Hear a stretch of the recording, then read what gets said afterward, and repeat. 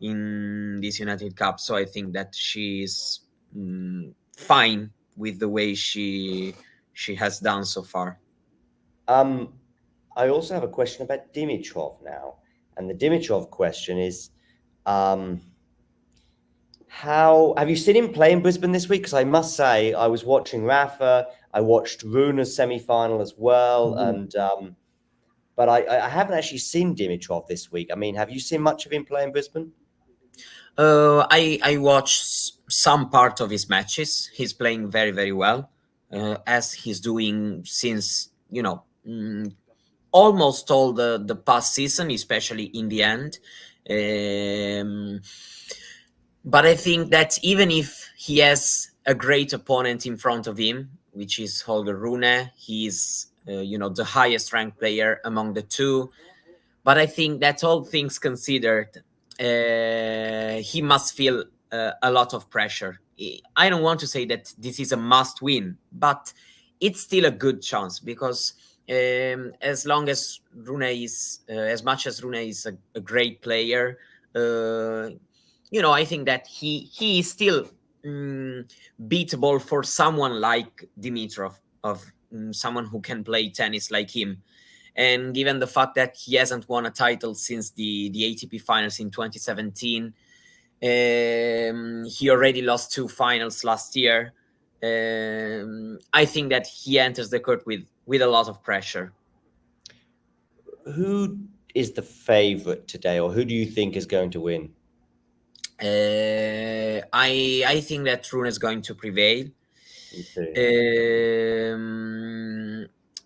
I feel that it's going to be a very, very tough one because, we are, first of all, both are great players. They can play tennis at a very high level, and I think they will today or tonight,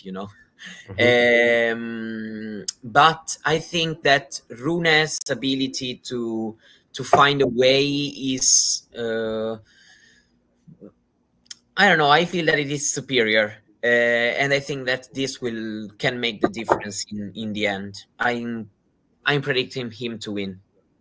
What have you made of the last 12 months for Dimitrov? Because I think there was a narrative that was building with every tournament that went by that it's like we were kind of ignoring that he was having I say we, the tennis media or tennis Twitter as well.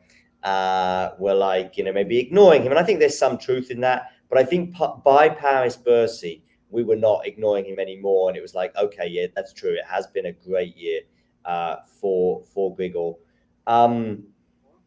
What have you made of the last 12 months? Are we now exaggerating how good a year it was, or did we underestimate it? And what can we expect in Australia? Could he just suddenly appear in the semi-finals? Is that crazy? As for the last 12 months, great point here. It's been fun.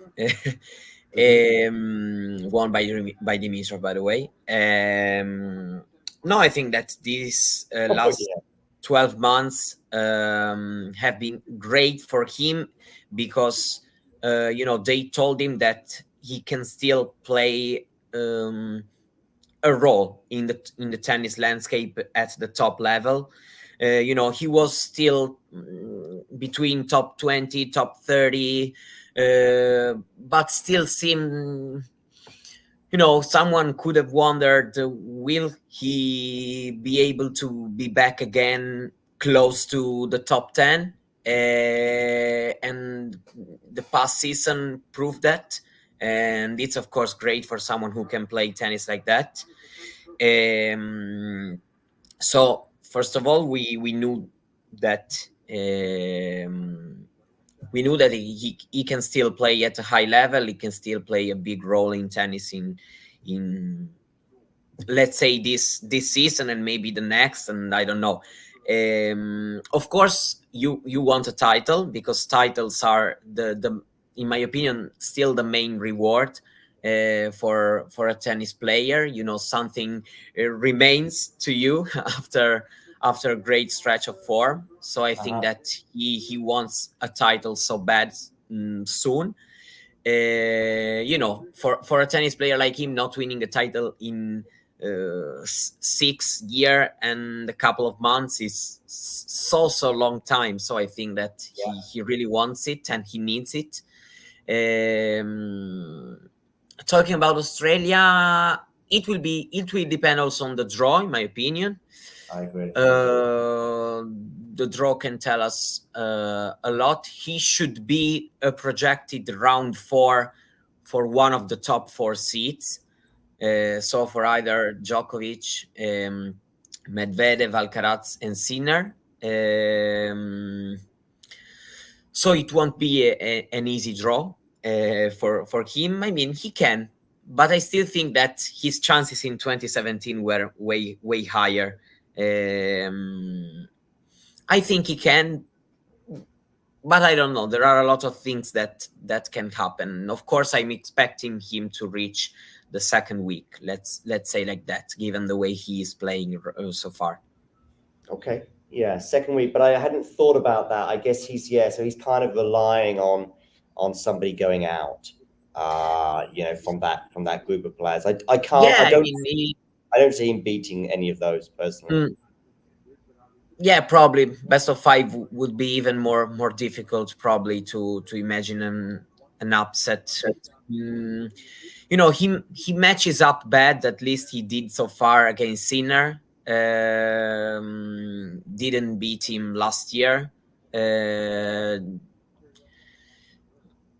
Djokovic if he's fit, I don't think that he's going to lose so early. Are you concerned at all about the risk for Djokovic? I didn't really understand why if he was feeling the pain since the match against the second one against Lechka, then he still decided to step on court and play against de Minaur. Probably he was feeling better. I mean, I'm sure of that, because if I don't think that he's mad.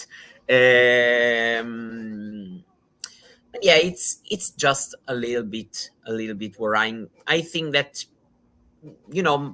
my perception is that he's going to be able to manage it and to still be good for the Australian Open. But that's all I know about his issue.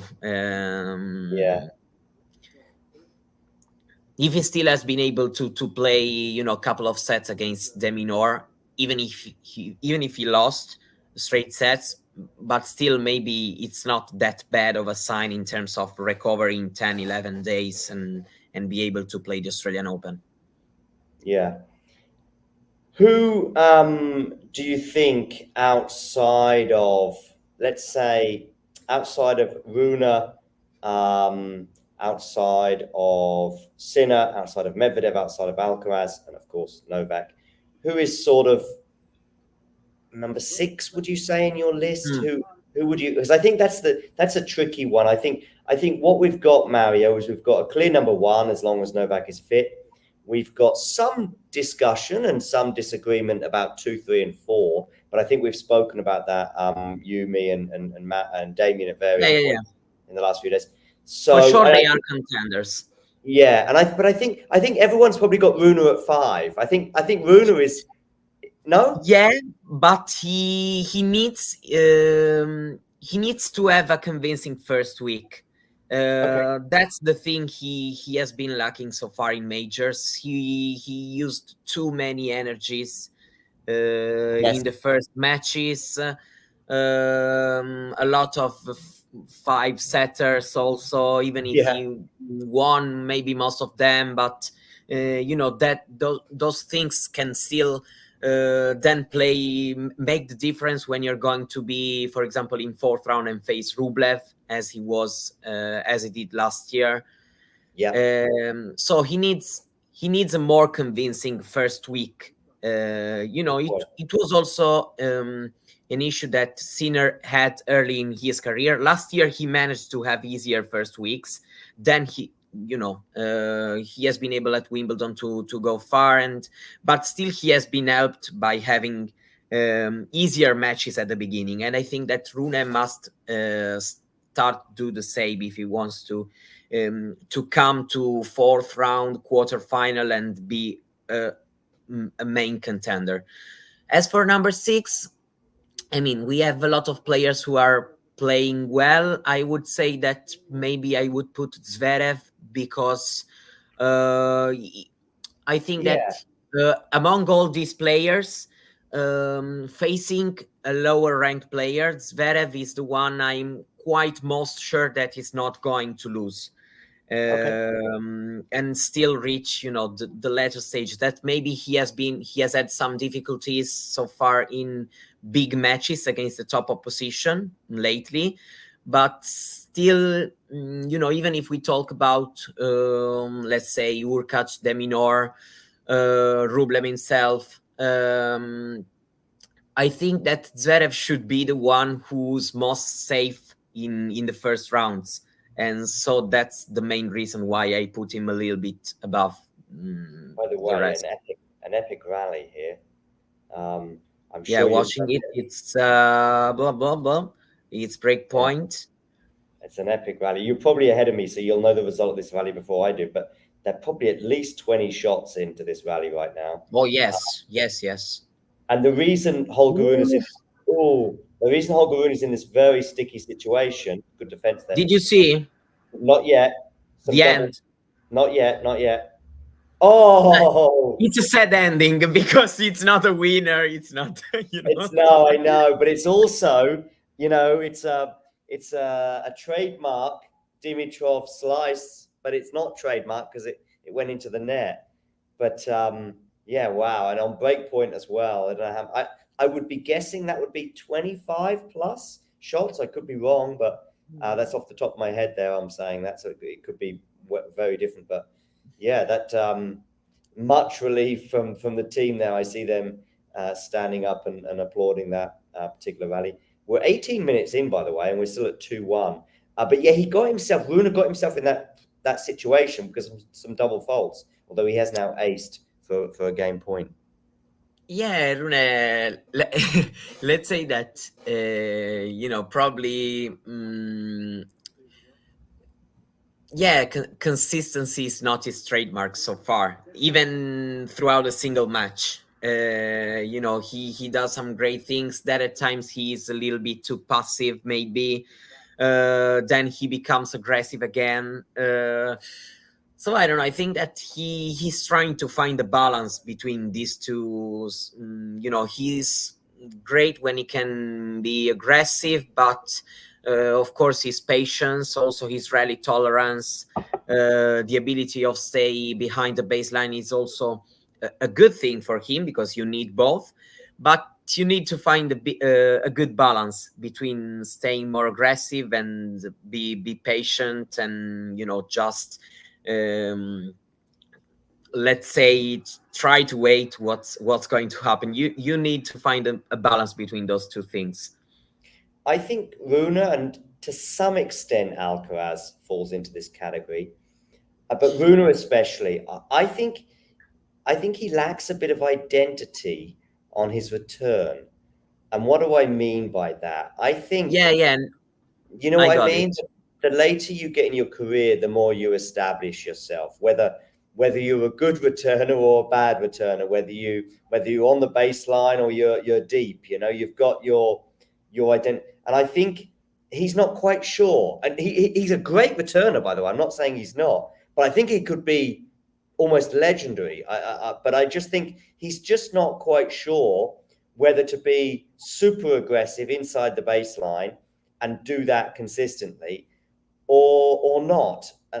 Hey, listen, I could be wrong on this, but I just think he's just not quite sure whether to, in a card game, to stick or twist, if you like, in a poker sense. I just think he's not quite sure what to do with himself, but he can do it. And Alcaraz even as well. I remember Alcaraz at Wimbledon last year on the return. My God. I mean, he was just off the charts at times. And him and Rune at various points in the last couple of years, I've just got this image of them like jumping into a backhand return. And probably, do you remember that backhand return that Alcaraz did I think it's that point in Wimbledon. it's the main reason why these young players, and Sinner included, are standing above the other of their age. A lot of them can serve really well, but those three players can return in an incredible way. Leaving Alcaraz a little bit outside of this, because I'm at times I try to compare, even if there's 2 years different, but I try to compare a little bit Rune and Sinner, talking about two young players who are knocking on the door, still not major champions. Let's say that the quality jump that Sinner made last year is that he found his identity as a player, as a returner. You watch him and you feel that he has an identity on the court. Rune has one, but he's still trying to settle precisely what he wants to do, what kind of in what way he wants to approach the game and the matches. And of course, 2 years younger, I'm sure he will do it too. Maybe also because when you are so young, you kind of try to focus on yourself more than what you focus on the opponent. And so maybe that's a little bit of a step that must be taken. You can do all the things, and that's perfectly nice, of course. Probably the opponent you're facing can help you to decide what kind of version of yourself you want to show on that particular day. Okay, fair enough. So I'm just having a quick look at Iga and Kerber. What's the score? 4-3 on serve. Wow. Yeah, I know. Swiatek saved the 5 break points in the last 2 service games. Oh my God. Yeah. She also had the 2 break points, honestly, but yeah. But it's super competitive. Okay. I sort of have Iga as a slight favorite in Australia. Of course, Rybakina is making an impression this week. Yes. Did you see the scoreline, by the way, against Sabalenka? I also saw the second set. You saw it, okay. In my opinion, a Sabalenka convincing win would have put me Sabalenka there with Swiatek. This result puts me, convinced me that they are, a little bit behind. I still consider Sabalenka and Rybakina at the same level because Sabalenka maybe can have more troubles in the later rounds. But between the two, I feel like Rybakina can have some more trouble in the earlier rounds. Also, good win for Coco Gauff. Because playing Svitolina, it's never easy, and the way she won, it's been a very, very good match, and also good signs from Svitolina herself. So that's also been, haven't watched the whole match, just some things, and both of them gave good answers. So I think that Gauff should be considered, still up there, even if maybe just a little bit behind maybe Rybakina and Swiatek are the two players, of course, that impressed me the most. Let's see. It seems like Rybakina needed the off season at the end of last year. I agree. And she came really, really strong into this year. This week she's been impressive. Has been broken only once today, but against Sabalenka it can happen. I feel I think Swiatek is difficult to predict in a way. Not that she's unbelievable. She's very consistent, but when Swiatek has a difficult moment, it kind of surprises me. It's like, oh, what's happening with Iga? And then when she changes it back to amazing, like she did at the end of the last year, she's like, oh, she surprised me in a way, at the WTA finals. And I agree. It's that kind of player that you really never see the upset happening. Exactly. And so then before the match, when you try to analyze, because also the way she's able to turn things around, consider Right. yesterday against Garcia, seemed like it was going to be a very tough match. And then suddenly she switches mode and she swipes the second and the third sets. Right. Yeah. So you never really see that ups and happening. And then when it happens, you are a little bit surprised. You don't know maybe what to say.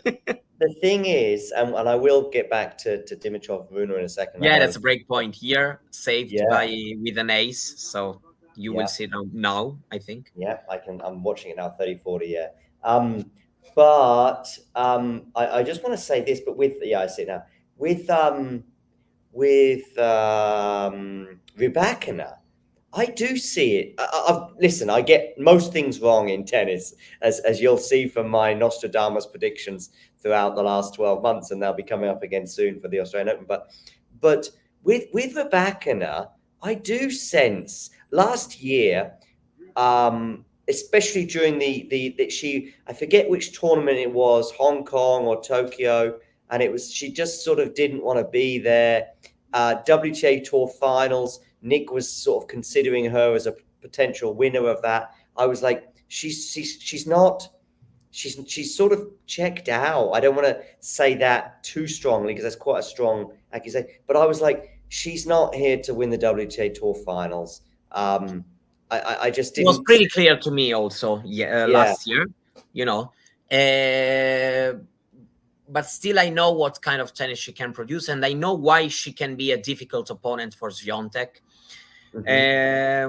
For example, just with her serve, she's a player which usually at least a couple of games in a set will win herself by herself, the way he can go through her service games, and then she's very calm. She's that kind of she has a great cross court which can make for Swiatek difficult to open the angles during the rallies. So I get why it's difficult matchup, or at least it's been like that last year. Yeah, I know what you mean about the end of last season, but still, when you have those qualities, that sooner or later you're going to be back to that level. Maybe she's not going to be at that top level every single tournament, every month of the season. But that there's going to be some moments in which she's going to be up there, bringing her A game, and then she's going to be really, really difficult to beat. Yeah, when she's bringing that A game, and she did it probably in Australia. Okay, it wasn't enough to win the tournament, but it was enough to get very close to winning it. But she also brought her A game in Indian Wells and probably in Miami as well. And again, it's not enough to win it, but when that A game is there, she's either winning the tournament or she's very close to it. And of course, also winning in Rome. Yeah. But sort of post Rome, I think I tipped her to win Wimbledon. I thought she would retain her title. Got that one wrong. But probably after Wimbledon, she was not really in my thoughts for New York or any other big titles after that. Yeah, still I think that in Wimbledon maybe she lost also because she met that probably only one player which can really make things super uncomfortable for her. Because if Jabeur is in form and can bring variety and can make Rybakina run, even if Rybakina won the final in 2022, in my opinion, can still be really, really uncomfortable as a matchup for Rybakina. And that day, also Jabeur was playing great, also beat Sabalenka in the semi. So it's even if of course we all are happy for Vondrousova, but the things are getting out these days. The fact of the baby, she was going to have the baby if she had won Wimbledon. It's a very, very sad story, honestly. Yeah, it is. It's got sadder. Yeah. By the way, Ego has won the first set over 6-3. Okay. She ended up breaking just after that. And then back here with Rune and Dimitrov, there have been some. I know we've been chatting, but I've been keeping an eye on it, and people in the chat have certainly been very excited about certain points from Dimitrov, and we saw an attempted tweener as well. Oh, a lovely slice sort of drop shot from Rune there to win that point to go up 15-30 on Dimitrov. So I wonder with Dimitrov as well, he's had a few little, sniffs, a couple of 30-40s anyway. To be fair, Rune has served really well at those moments. But I just wonder if Dimitrov kind of needed Rune to falter at 30-40 for him to maybe win this set. I don't know, I could be wrong, but I don't think Dimitrov is going to get lots of chances. So far, even if Rune had some 15-30s, and Dimitrov is the one who had the most chances to get a lead so far in the set. No, I think that at least this first one is going to be really, really close. I think that both players can have their chances. That's how I'm sensing it. Of course, I think that between the two, probably Dimitrov is the one who needs to avoid falling behind in the score, maybe. Right. Probably Rune has a little more of that grit inside him that lets him still be there and fight till the last ball, even if he's fall behind. And probably a break for Rune, at least talking about the first set, can make him gain that confidence that can make him play better and then close it out. I don't know. That's how I may sense it right now. Another huge game. Yeah, and he's got a little chance here, Rune, now as well.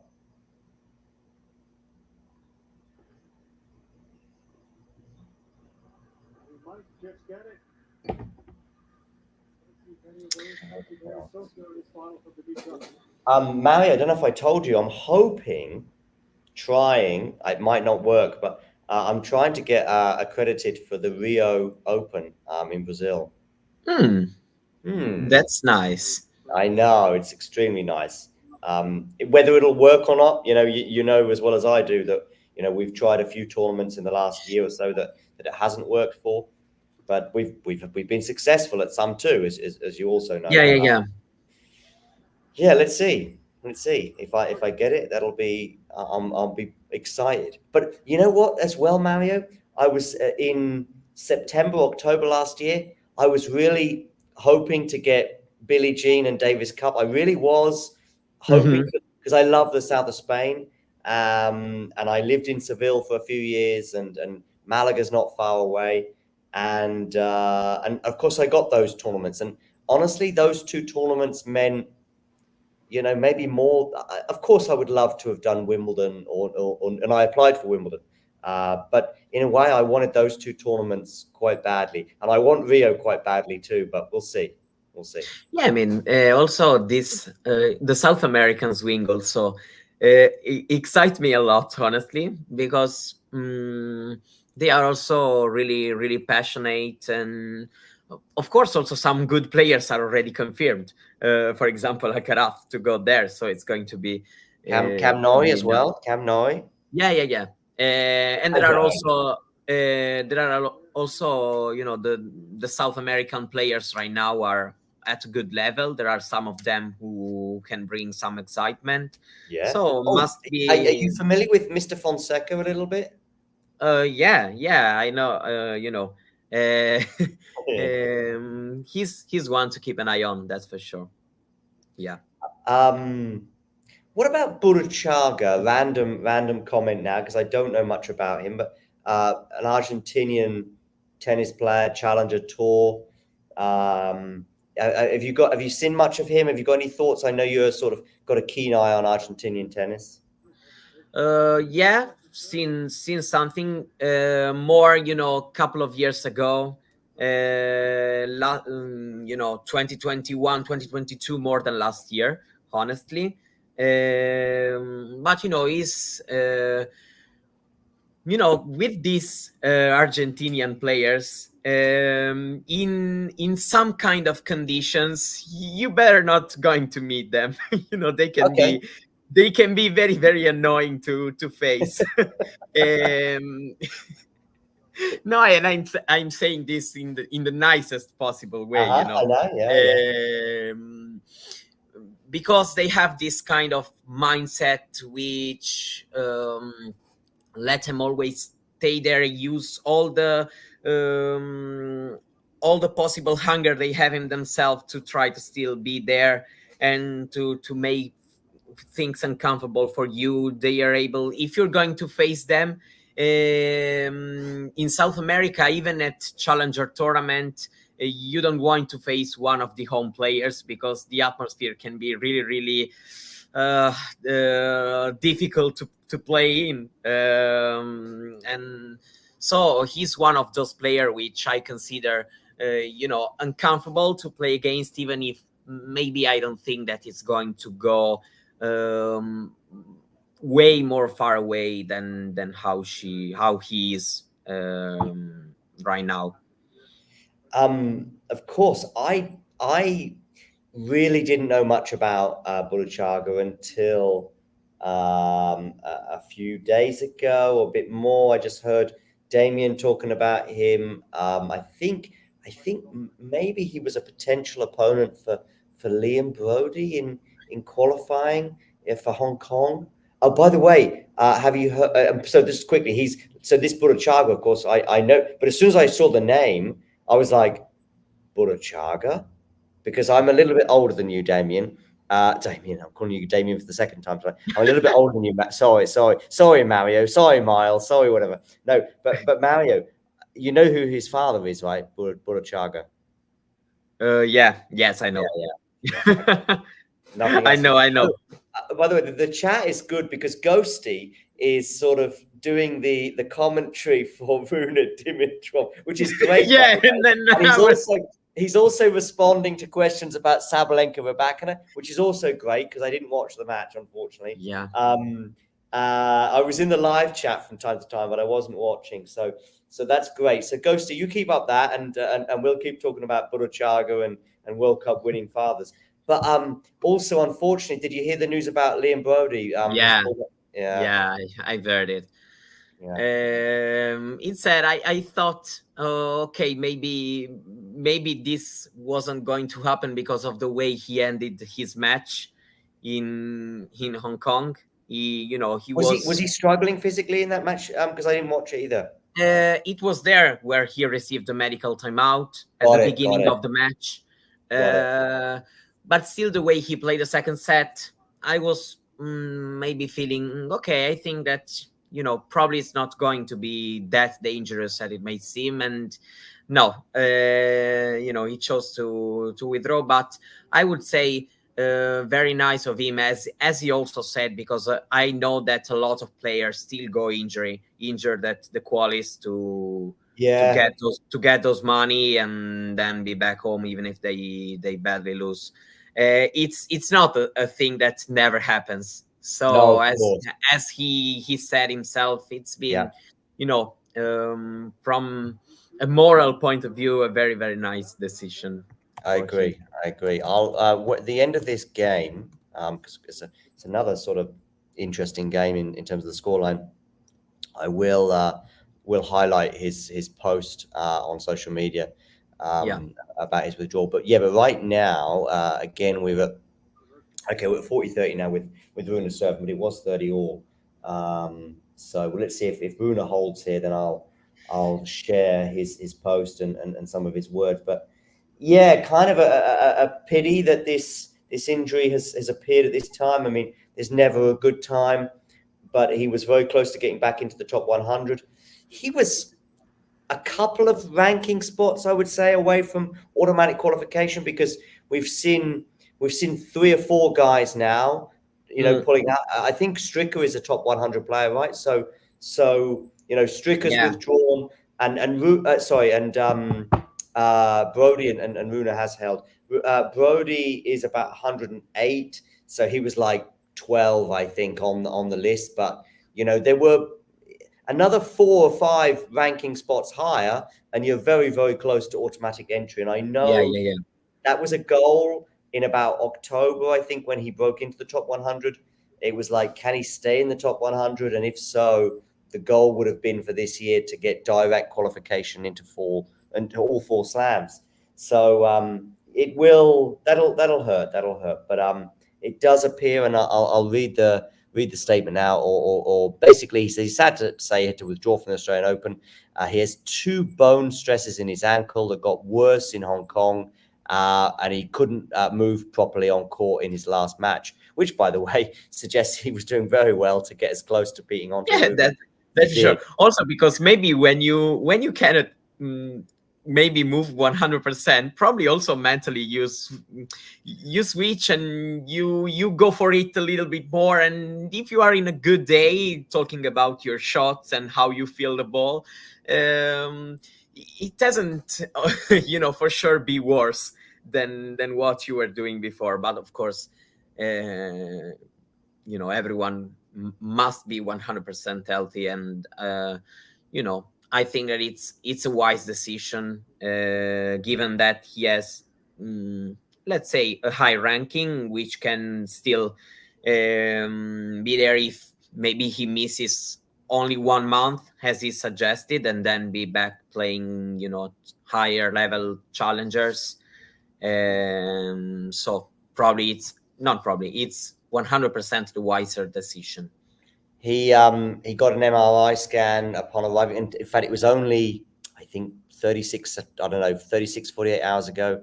I messaged his coach, David Samuel, and just said, like, how's it going? And what's, let's have a chat sometime in the next few days. And he said, yep, maybe. Actually, I think I said I said to David, I said, if you've got any time in the next 8 hours to have a chat, that would be great, because whatever's going on, it'd be good to hear about Hong Kong and stuff. And he said, just about to board a flight to Australia. So I was like, okay, that means the next 8 hours are done, and that's fine.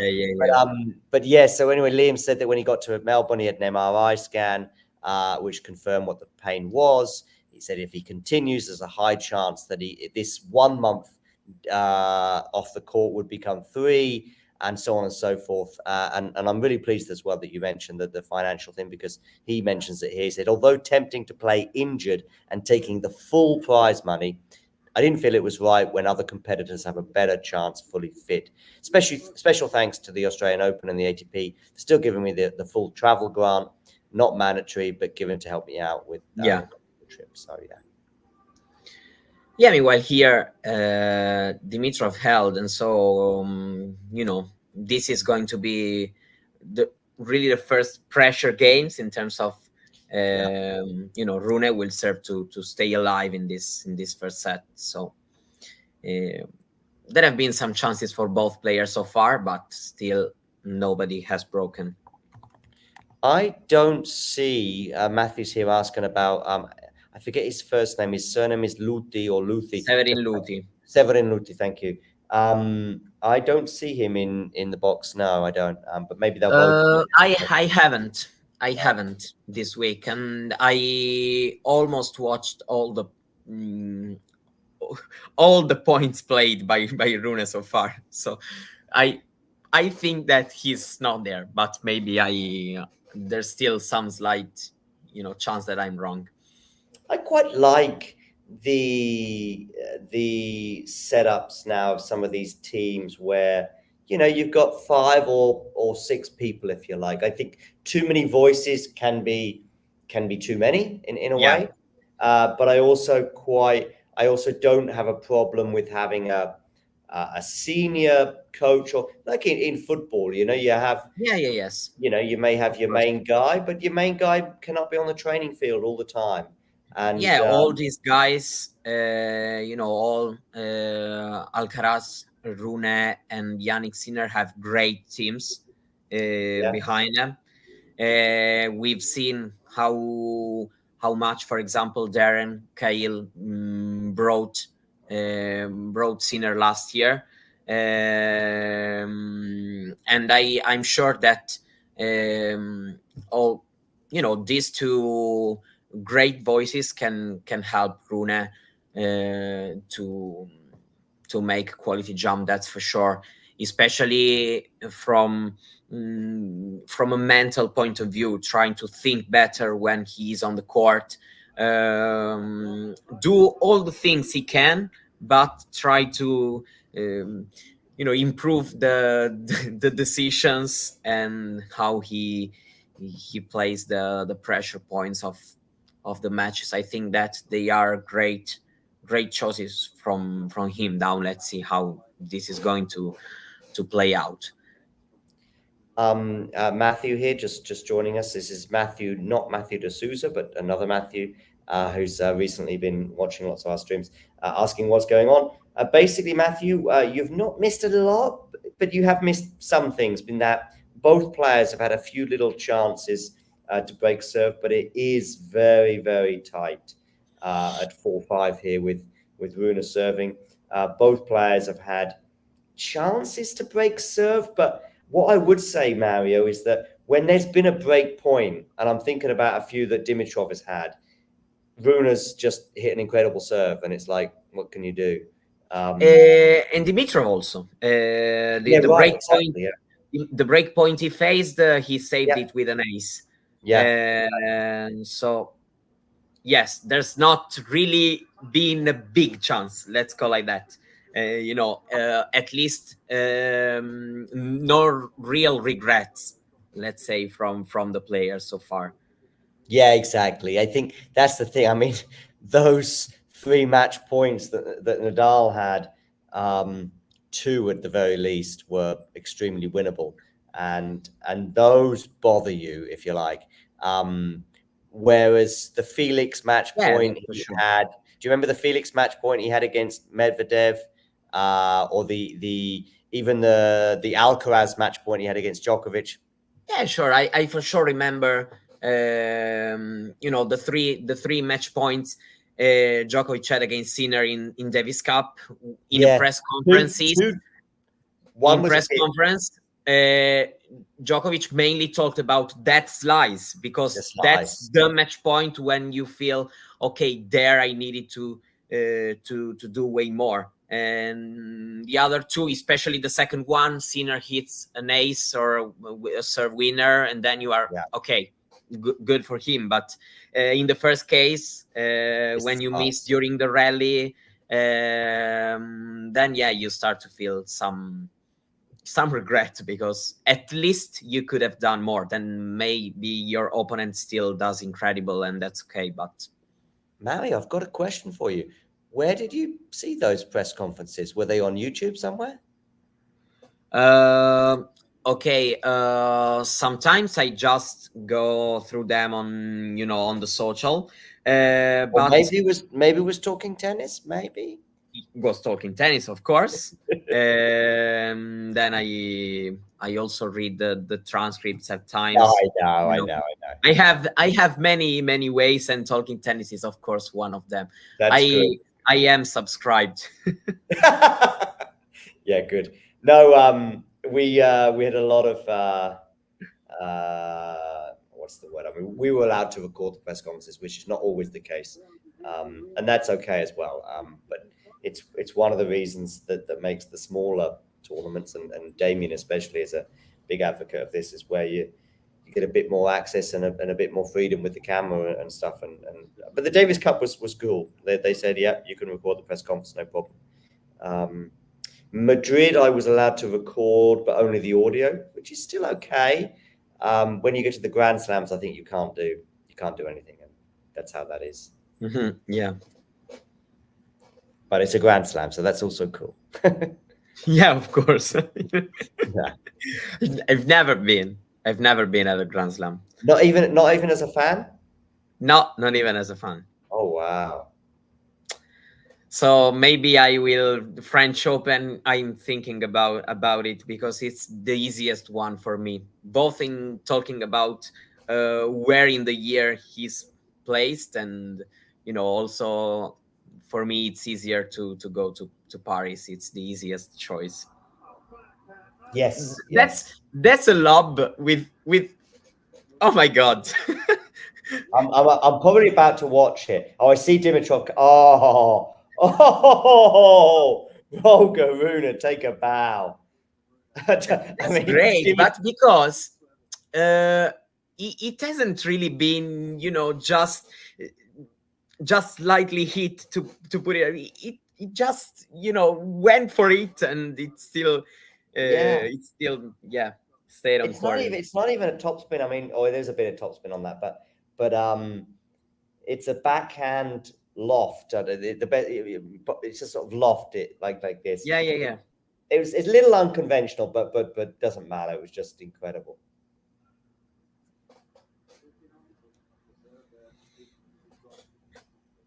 Who's more likely to win a slam in the next 2 years or ever? Rune or Tsitsipas?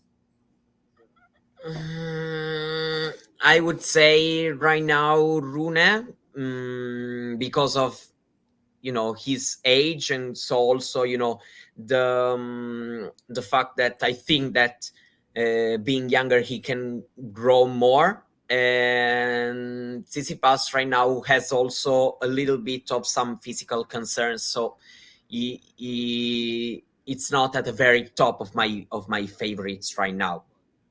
Yeah, I'm not just. I know that he does divide opinion. I'm kind of down the middle. I'm in a no man's land with Stefanos, in that I'm neither a fan nor someone who's not a fan, disliker, if you like. But I am probably quite down on him at the moment, and his chances of doing well. I don't go into this Australian Open and he's in that conversation that we had earlier. Yeah, maybe he's the guy at number 6. Maybe we didn't really quite get there, did we, to number 6 in our list, because from 6 to 20, you could have anyone in any order. You could have Dimitrov at number 6. You could have Tsitsipas at number 6. You could have Hurkacz at number 6 for sure. And all of these, Rublev, there's an argument to put them at number 6. Yeah. I think the number 1, boom. 2, let's say that, talking about Rublev, let's say that the draw has never really opened up for him in a slam. If it happens, maybe French Open 2022, maybe. Yeah, but still, let's say that. Yeah, I mean, a lot of things can happen, that's for sure. But talking about last year, for example, last year was Rublev's best year. And in Grand Slams, the draw hasn't really opened up for him. 3 out of 4 Grand Slams, he was in the Djokovic quarter. And then he had Medvedev at his best slam, which is the US Open. So, yeah. But you're right. If he doesn't play Novak in the quarters in particular, then that will help. And suddenly this quarterfinal issue, if there is such a thing, is no longer an issue. But yeah. Let's say that the bad thing is that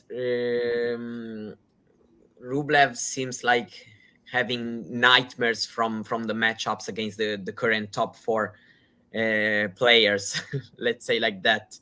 And so he really seems having the need to the draw to open up.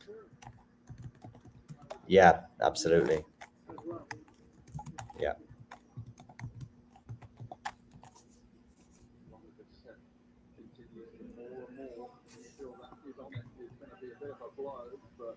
Whoever loses it, and a massive boost of confidence for the guy that wins it.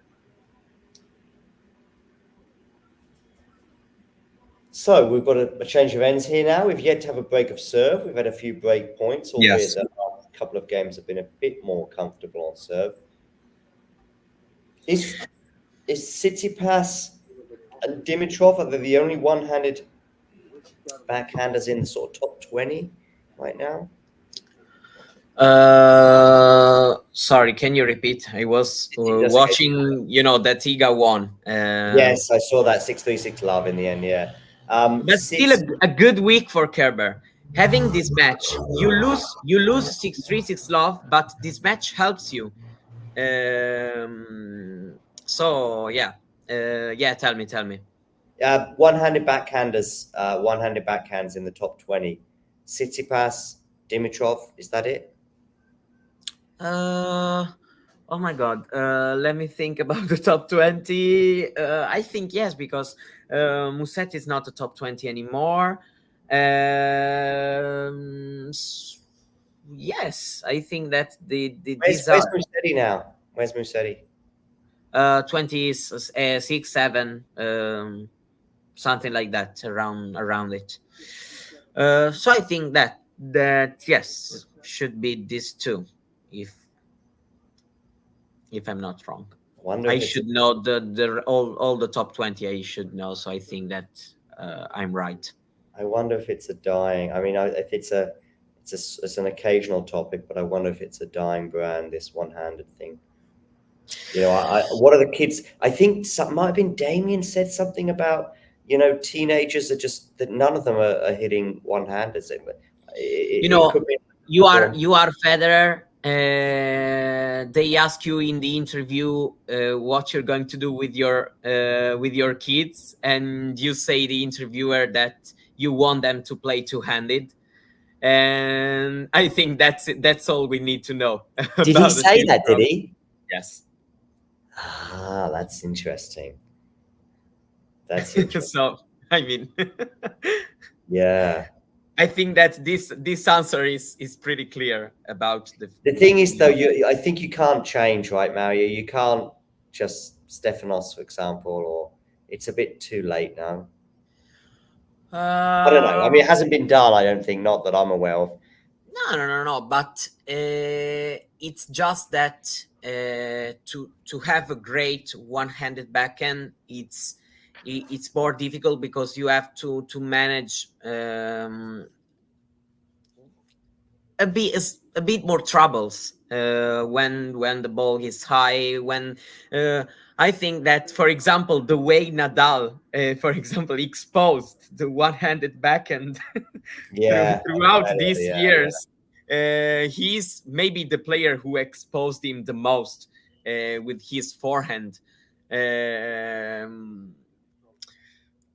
You know, it's difficult to imagine a valid reason why someone, you know, who thinks about himself and the way he can play the game better, you know, has to choose the one-handed. I don't know.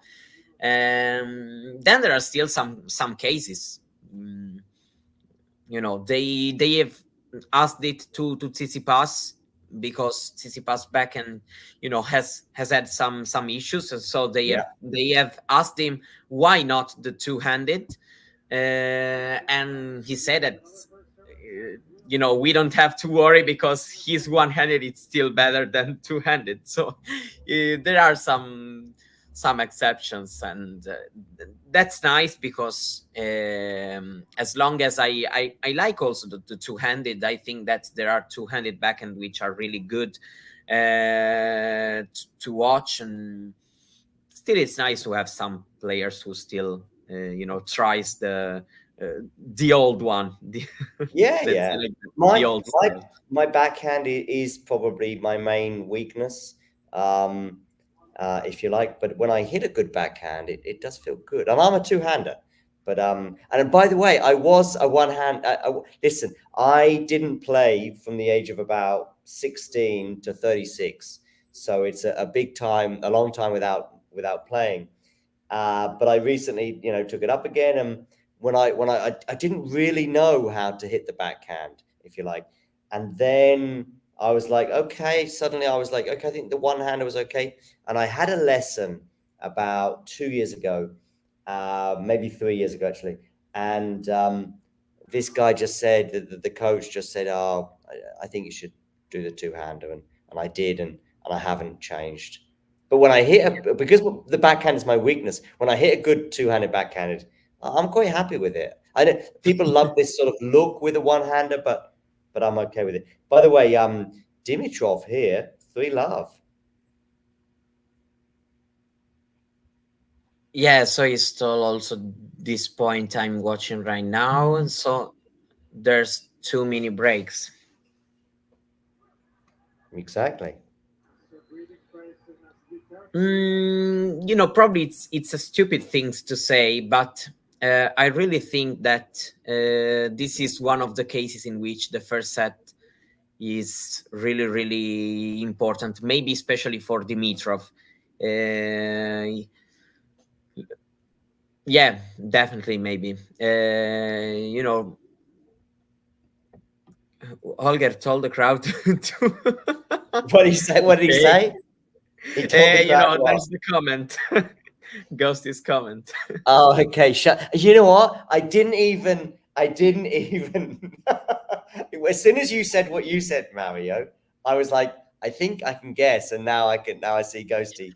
Yeah, I mean, playing against Dimitrov is kind of a nightmare because it's it's historical moment, let's say like that, in which quite everyone wants Dimitrov to win another title, to still have some success, and so he's basically one of the of the crowd favorites whenever you play.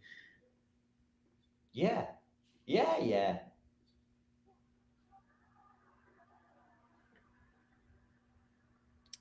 Is Brisbane at 500? No, it's a 250 as for the the ATP. It's an ATP 250 and the WTA 500. Yeah, exactly.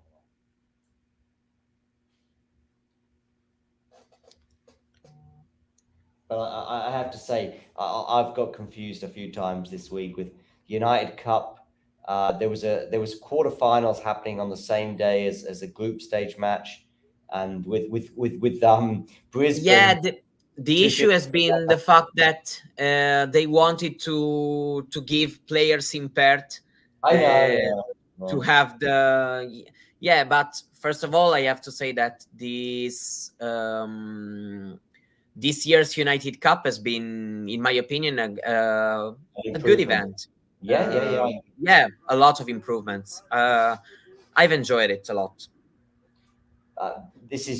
It's all subjective, Mario, but I just think that I think it's 18 teams, and I'm like, well, it could be 16, just because I like this, clarity.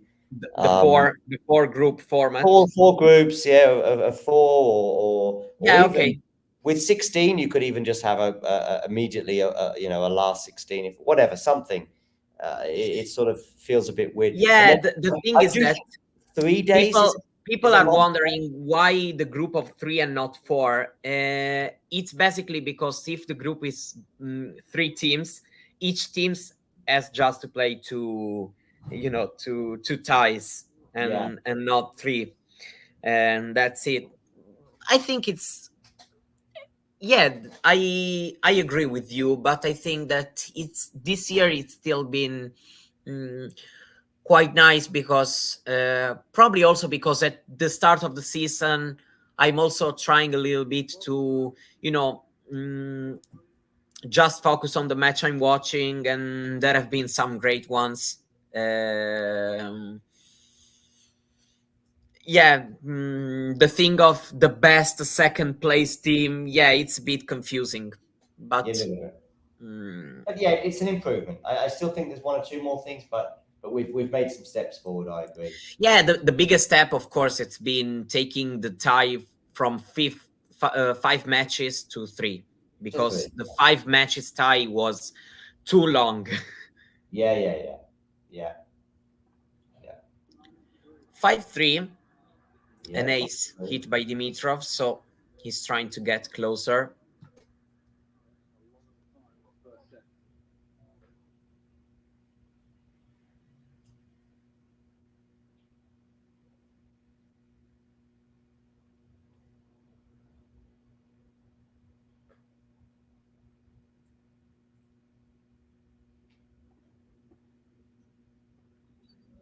I actually don't know about their tie-break records, whether Dimitrov or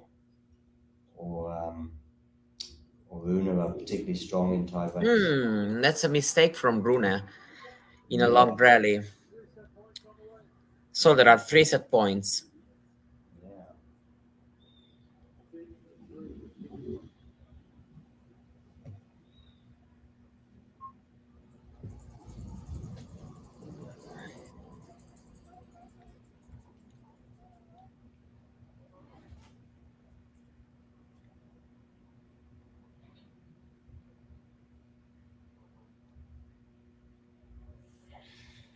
And Rune is serving here at 3-6. So Yeah. two of them on his serve. I'm sure my stream is a bit behind you, so you may even know how this point is going to pan out. But of course, the final of the backward caps.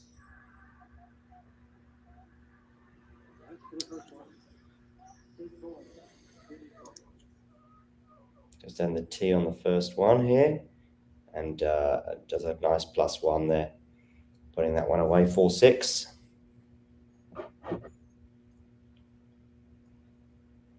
Yeah, another set point.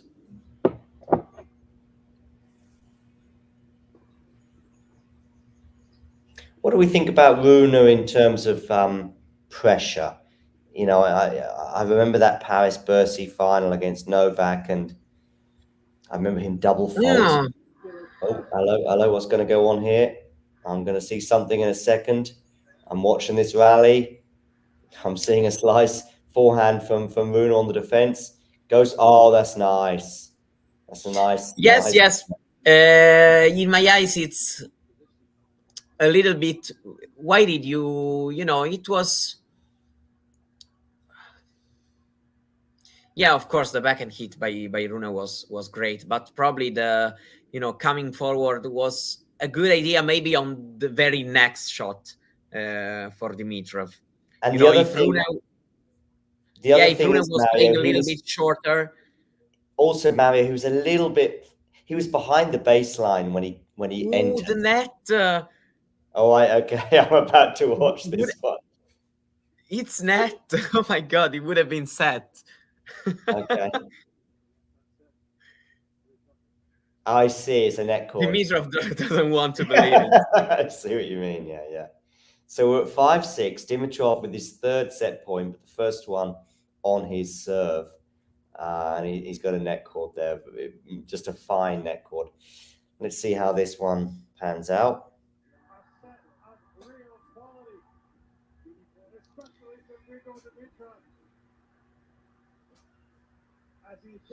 And he's got a smash, and he puts it away. Yeah. So he has been able to close it out. 69 minutes this first set. And when was the last time you won a trophy? Did you say when the last time you won a title? Sorry, 2017. ATP Finals 2017. Last year he was in 2 finals and didn't win a set in any of them. Against Jarry in Geneva and Djokovic in Paris. And then the previous final was Rotterdam 2018. Okay. So he goes 5 years without appearing in a final, yeah. And I don't remember what final was. Made a lot of times.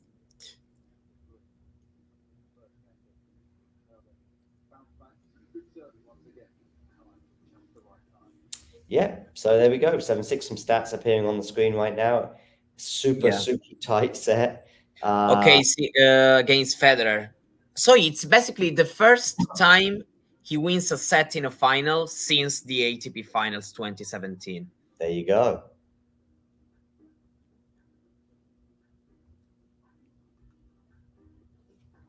I think now, really, from I'm a neutral. I like both players and for very different reasons. But now you probably, just for sentiment, you probably want a Dimitrov win now because, it's objective that the storyline is probably better because, about this data we are mentioning, he is a good player sticking around for ages without getting a trophy. So, of course, the storyline is very nice from his side. You know that Rune even because it is a 250, you know, if it's a Grand Slam, you have an amazing storyline from both sides. It's a 250, Rune is 20, so maybe the storyline from Dimitrov point of view is more appealing for the public, let's say like that. Especially now that he won the first set, you know, if it's going to get a 3-set loss, it would be a bit tough for him. The images of him crying after the Paris-Bercy final was heartbreaking. Oh my God. I know. Yeah. Tears in the eyes anyway. I felt for him.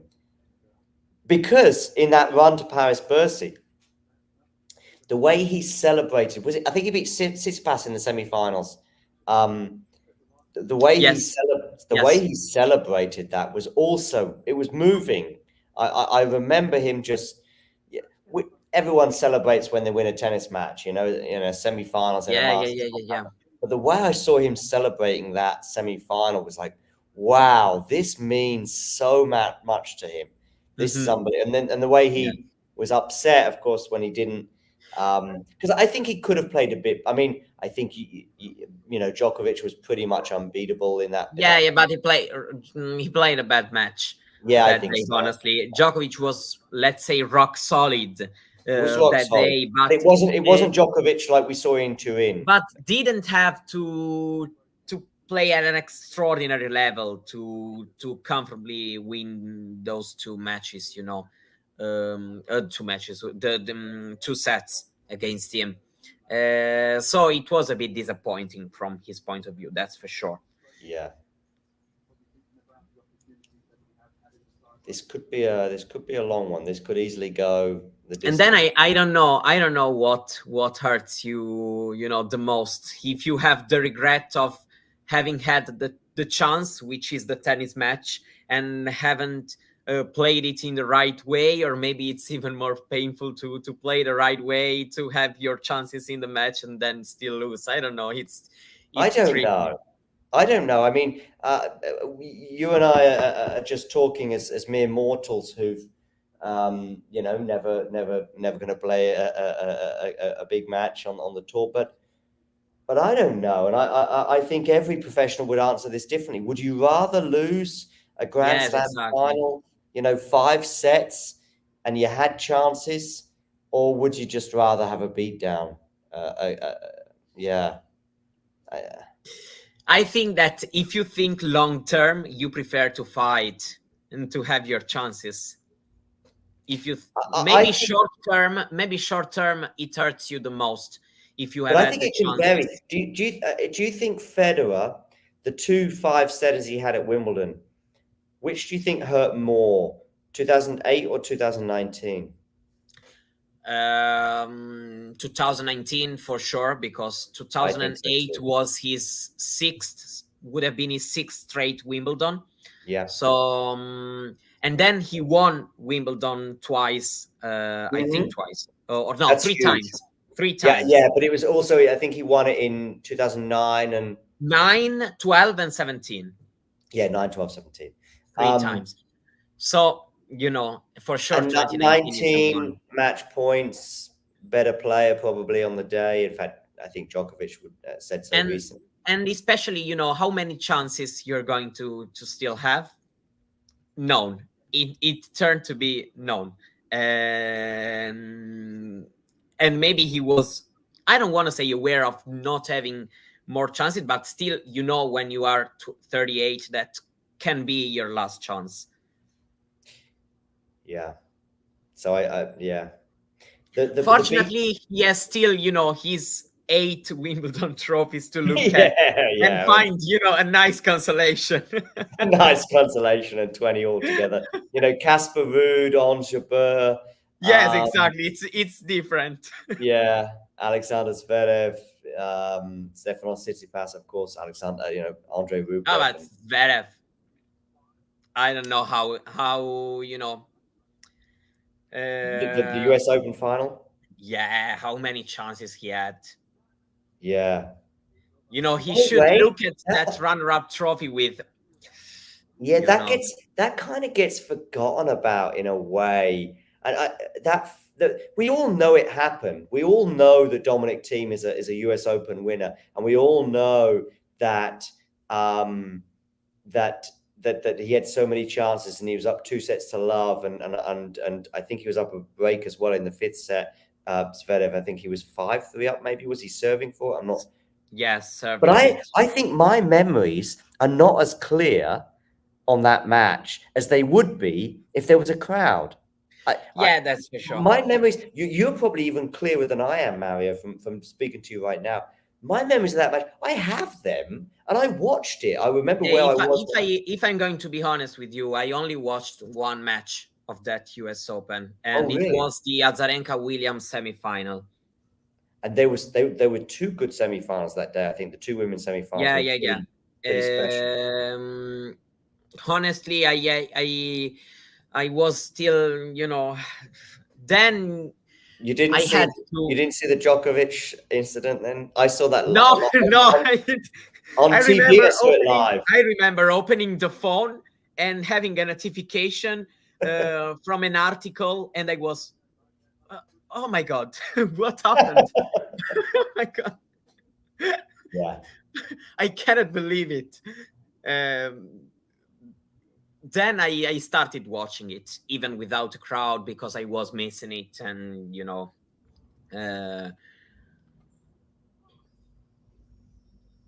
but in my opinion, it got even worse when it was indoor. I remember the ATP finals in London. Oh yeah. Oh my god, was a scaring atmosphere. I remember, for example, the Thiem Nadal, Thiem Djokovic matches were two fantastic clashes, some great matches, and after a great point, simply nothing. You don't hear anything, and it's so strange. Yeah, it was weird. It's weird. Yeah, the emotion as well. Tsitsipas, I remember Tsitsipas, Nadal at in the Australian Open as well, where there was no crowd. And that's for sure. And also, let's say when there is a crowd with the emotions, it's beautiful. I know, for example, that when you are a fan, for example, the crowd in Paris-Bercy, I know that has annoyed someone, but I've been there, and the atmosphere is something incredible. And even watching in TV, it's nice, in my opinion. I think that even if the players, we talking about people are cheering it, that moment gets a little bit booed. I think we should take that in a more funny way, Yeah. For me, that's the difference between booing and heckling, Yeah. Hecklers, it's bad. Booing, it's not nice, but you can survive it, in my opinion. Yeah. There's the comedy boo. There's the the clown, the you boo, but you're right. Heckling can be a bit more mean. You're right.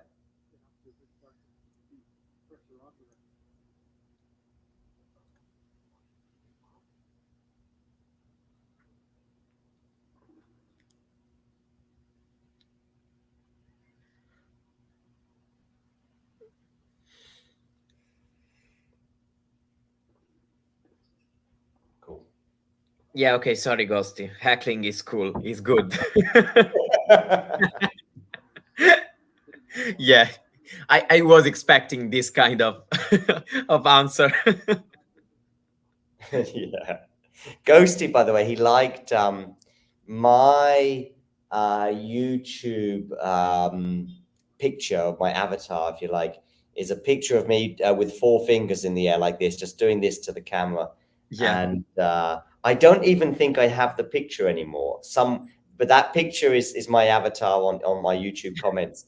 And it came to me today. I thought, Ghosty, I think will like this very, very short anecdote, which is like where the picture comes from. And I said to him, I said to him in the chat, and I said, Ghosty, you might like this. I said, it comes from, I was playing chess against this guy from Switzerland, and I beat him once, I beat him twice, and he was getting annoyed, and I beat him a third time, and he was getting very annoyed. And by the time I beat him 4 times, he was just so, chess is quite an intense map game. I'm not an expert, but I just kept beating him. And there was this thing where there's a picture being taken when I do this, like, and I said to Ghosty, I told him in the chat, and he says, I love a good troll. I think he said, I love a good troll. That's nice. Yeah. By the way, Dimitrov won a point in which he fell off. Oh, I'm gonna. Yeah. I see. Hang on. Yeah. Yes. Oh, yes. Nice. Nice. It's crouching. So there was like an eager sort of crouch there, but it wasn't quite as aesthetically pleasing. But he won the point. What about that time when Dominic Thiem falls over in a rally with Rafa in Australia and still wins the point? You know that one? Oh, Thiem is definitely one of I know the rally you're mentioning, and in general, Thiem is one of the players who used to excite me the most. I have to admit. He's very exciting. Very exciting. And I hope that we and Dominic especially, we can all get to a place, and like I say, Dominic especially, where we sort of still appreciate that, if you like, because right now we're in a sort of period of mourning regarding that career, and I mean, at least another one nice run. yeah, let's have one more run. Let's have a, I don't know, Austria Davis Cup or 250 in Kitzbühel or a Grand Slam semi-final, or that's. I know if Damien was here, Damien would just shake his head. I know what Damien's like. He just shakes his head. I'm not optimistic right now, but I think sometimes this thing happens. It can happen. Karatsev made a Grand Slam semi-final. It can happen. And of course, he needs. If he has round 3 projected against Djokovic, I don't know. He needs Djokovic probably to go out before. Of course. But it can happen, maybe. I know that me and you are more dreamers, are more emotional than Damien. But Safiullin was in Wimbledon quarterfinal. These, and Safiullin's a great player, by the way, and maybe we'll get to quarterfinal again. But it can happen. The draw can open up, and boom, you're there. I don't think a Grand Slam semi-final, but he was in the final in Kitzbühel this year, I think. Yeah, he was in the final. And Baez became one of the most hated person on earth that day. Who? Baez, who defeated him. Oh, yeah.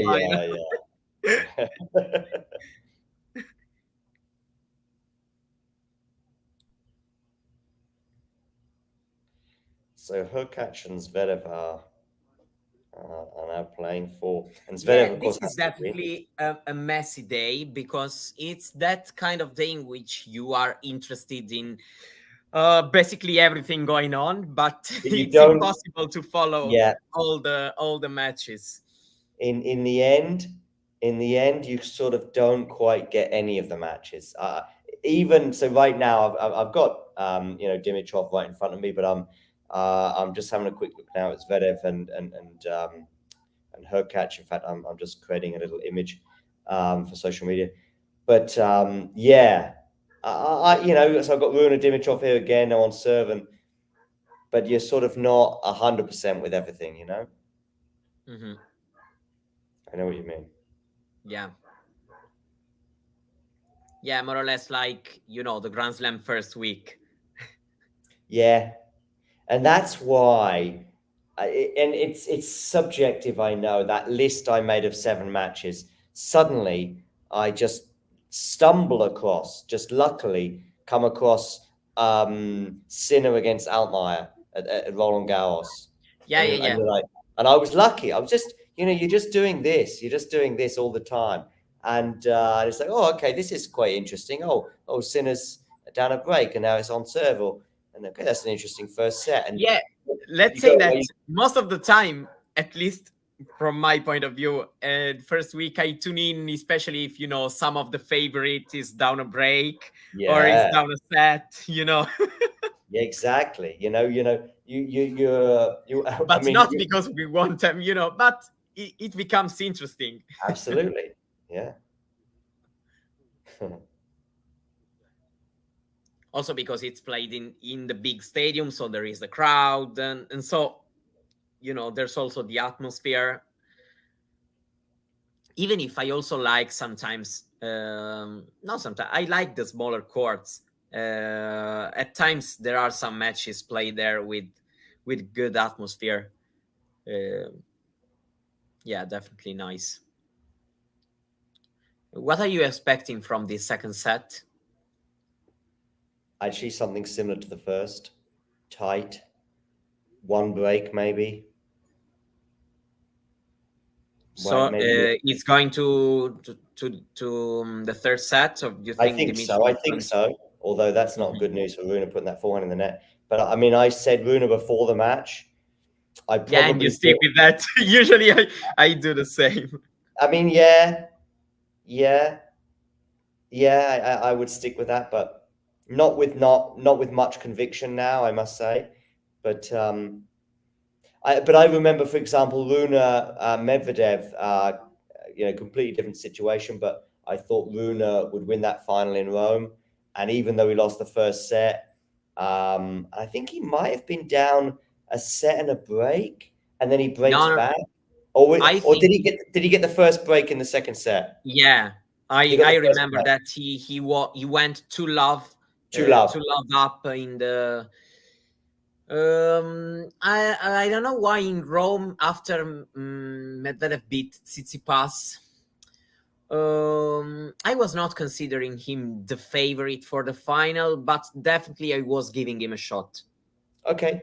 You probably gave him a bigger shot than me, maybe. I thought Rune would win. Probably, yes. But I don't know, following him throughout the 10 days in Rome, I thought that he had something more than usual in himself.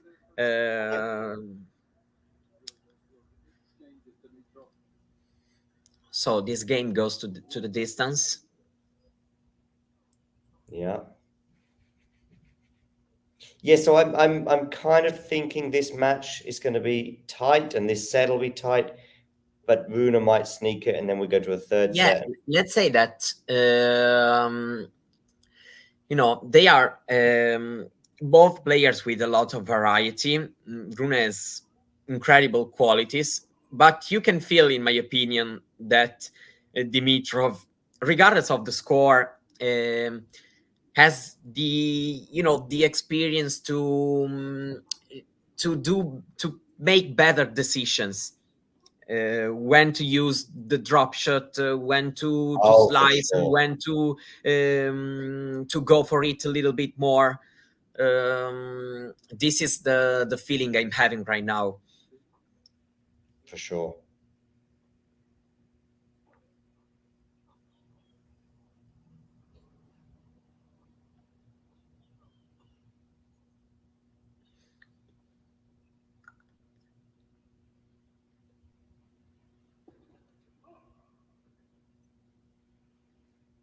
Game point now, though, for Rune.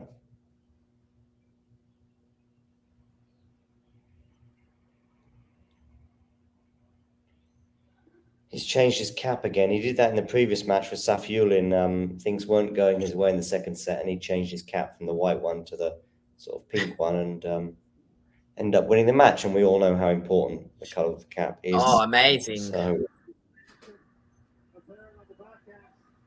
that's great.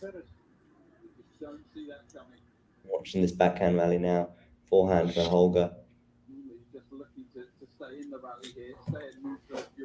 Oh, yeah. Some vintage stuff here from Dimitrov.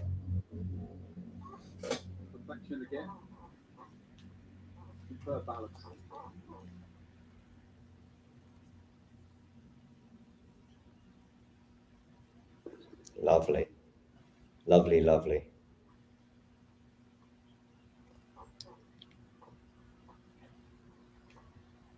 I think Hurkacz maybe is. I think this Hurkacz Zverev match is kind of interesting because we were talking about where I think players are, and maybe Hurkacz and Zverev are sort of. Sure, are two of the 3-4 players who right now, stand just a little bit behind the very top. So it's definitely an interesting clash. Yeah.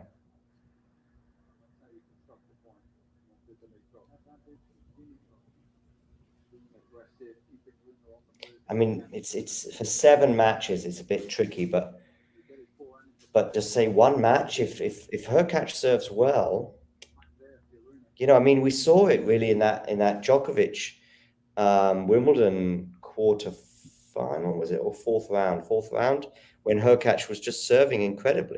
And even Djokovic, even Djokovic was struggling to break serve, and in fact, Hurkacz, at least one of the tie breaks, was up and maybe had some set points. The first set. I think it was the first set tiebreak. Yeah. And then I'm not saying that Hurkacz wins that match, but suddenly it's a 5-set loss and it's close. Indeed, I consider that as a close loss. Honestly, it can be 4-5 sets, but still, I'm considering that one as a close match. Yeah, that's for sure.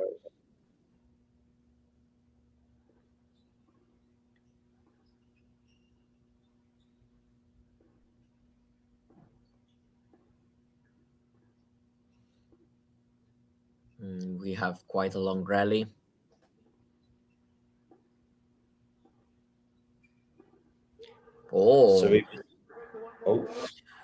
Dimitrov's defense is great.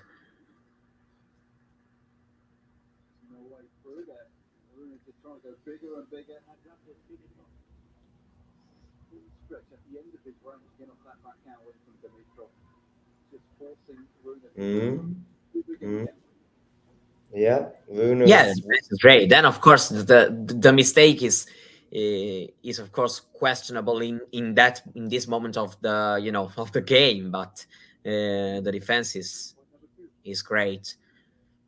Good word though, questionable. I like that. When you said question, then he just aces twice on the 2 break points. Yeah.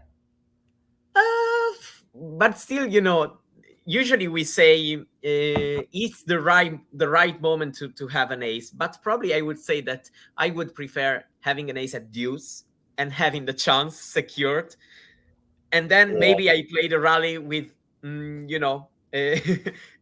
I'm a little bit calmer then. I don't know. I mean, I'm sure there was a rally at 40 love for Rafa, for example, against Thompson, but I'm sure he would have liked an ace when he was serving with a match point. Yeah. I think he would have liked that at that point. Yeah, I agree with Ghosty, by the way. I feel like Rune should vary a little bit more the angles from the baseline. If he wants Coach Ghosty. Ghosty goes into coach mode sometimes, and he's in the coach mode right now. He thinks of himself as the next hour. Dimitrov defense with the backhand is really, really good.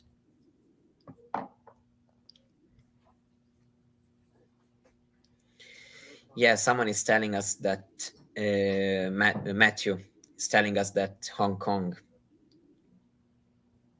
Oh yeah, what's happening there? Hong Kong final. He's on the way. It's just started. Yeah. Do you feel that one as can Rusuwari win it? I think I knew you were going to ask that as you were talking. I thought, here we go, he's going to ask. Yes, but I wouldn't predict it. No, I predict a Rublev win, probably in straight sets. Yeah, I'm expecting a close straight set. That's what I'm expecting. Something like 7-5, 6-4. You know, this kind of result I am expecting. I have this feeling. But Rusevori is a player that I know we talk about ceilings and stuff, and he will be a pain in the ass for Alcaraz as he was last year when in Madrid, a match that maybe Rusevori should have won. But I don't know. Would it be in a final? Yeah, maybe not. Yeah, maybe not. I have to say though, I haven't seen him play this week in Hong Kong. Yes, he has a great baseline quality, that's for sure. He is one of the best hitters. But still, he seems not having that something else needed to. I agree. Emily is playing better than Andre this week. But honestly, I don't know. I feel like Rublev is a very solid player in this kind of matches. He may even lose a set, but usually I trust him to win in this kind of matches. Yeah. He's quite solid, Rublev. Yeah, you know, if it's Hurkacz Rusevori, even if Hurkacz is playing great and has great quality, usually Hurkacz should win, but who knows? Maybe with Rublev it's a bit different. Yeah. And I think also the ranking explain it. There's one reason why Rublev is 5th and the other guys are not. Yeah. This is a never-ending game.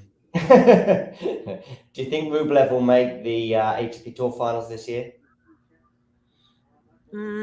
Yes, I think yes. ATP finals is the best 8 players. I'm trusting him to be among among those players. He is a player who usually likes to play whenever he has to play. He is great on play. He's never injured. That's a good thing, I guess. He is great physically, yes. He is great also on all the surfaces, all the conditions. Clay season is a great period for him. He usually grabs 1, if not 2 titles during those months. So I'm trusting him to still be quite there. Yeah. I think the ATP Tour finals, though, it's 50-50. Yeah, I agree with you make some good points, and if you want to to be out of them, you should drop to number 9, number 10. I think it's going to do it for the 5th straight year. That's my prediction. ISM here saying Rublev is the Ferrer of the 2020s, in my opinion. I know what ISM means. I think maybe David Ferrer was even higher. Yes, than Rublev. At yes. least right now, I haven't seen Rublev get to quite the heights of David Ferrer. I agree. I mean, David Ferrer is very close to the top of that conversation of the best player not to win a slam in the last 20 years. Yes, I agree. And I guess on the ATP Tour right now, Rude as the David Ferrer can be probably a better comparison. Because of Rude being in finals, but I still think Ferrer's talent was maybe higher. Yes, I think yes. Then it's difficult, of course, to compare different. But I like more the comparison between Rude and Ferrer, talking about also, how close Rude has been to get that title. He's been 1 match away. He's been higher in the ranking. And Rune misses this forehand, so it's still deuce. Yeah, this is a never. Maybe Rublev is an Albandian. Yeah, maybe that's a bit closer. I think I'm not. I think Rude has done incredibly well to get to those Grand Slam finals, 3 of them. Rublev Nalbandian. Oh, Rublev Nalbandian, yeah, that works for me as well. Because Nalbandian was great, but I still think David Ferrer was higher than Nalbandian, for example. So Nalbandian, and you put him with Yeah, Nalbandian, in my opinion, have higher peak. Higher peak level than Ferrer, but overall, if you think overall, then I agree with you probably. But I think from this generation, I think he's talking about of course. I think we're going to be talking about Tsitsipas. I think he's going to be the one from this generation that it doesn't please me. Some people, as I say, don't like Tsitsipas, and that's fine, and some people love him, and that's also fine. Oh, he wins the game and he celebrates like if he wins a set, of course.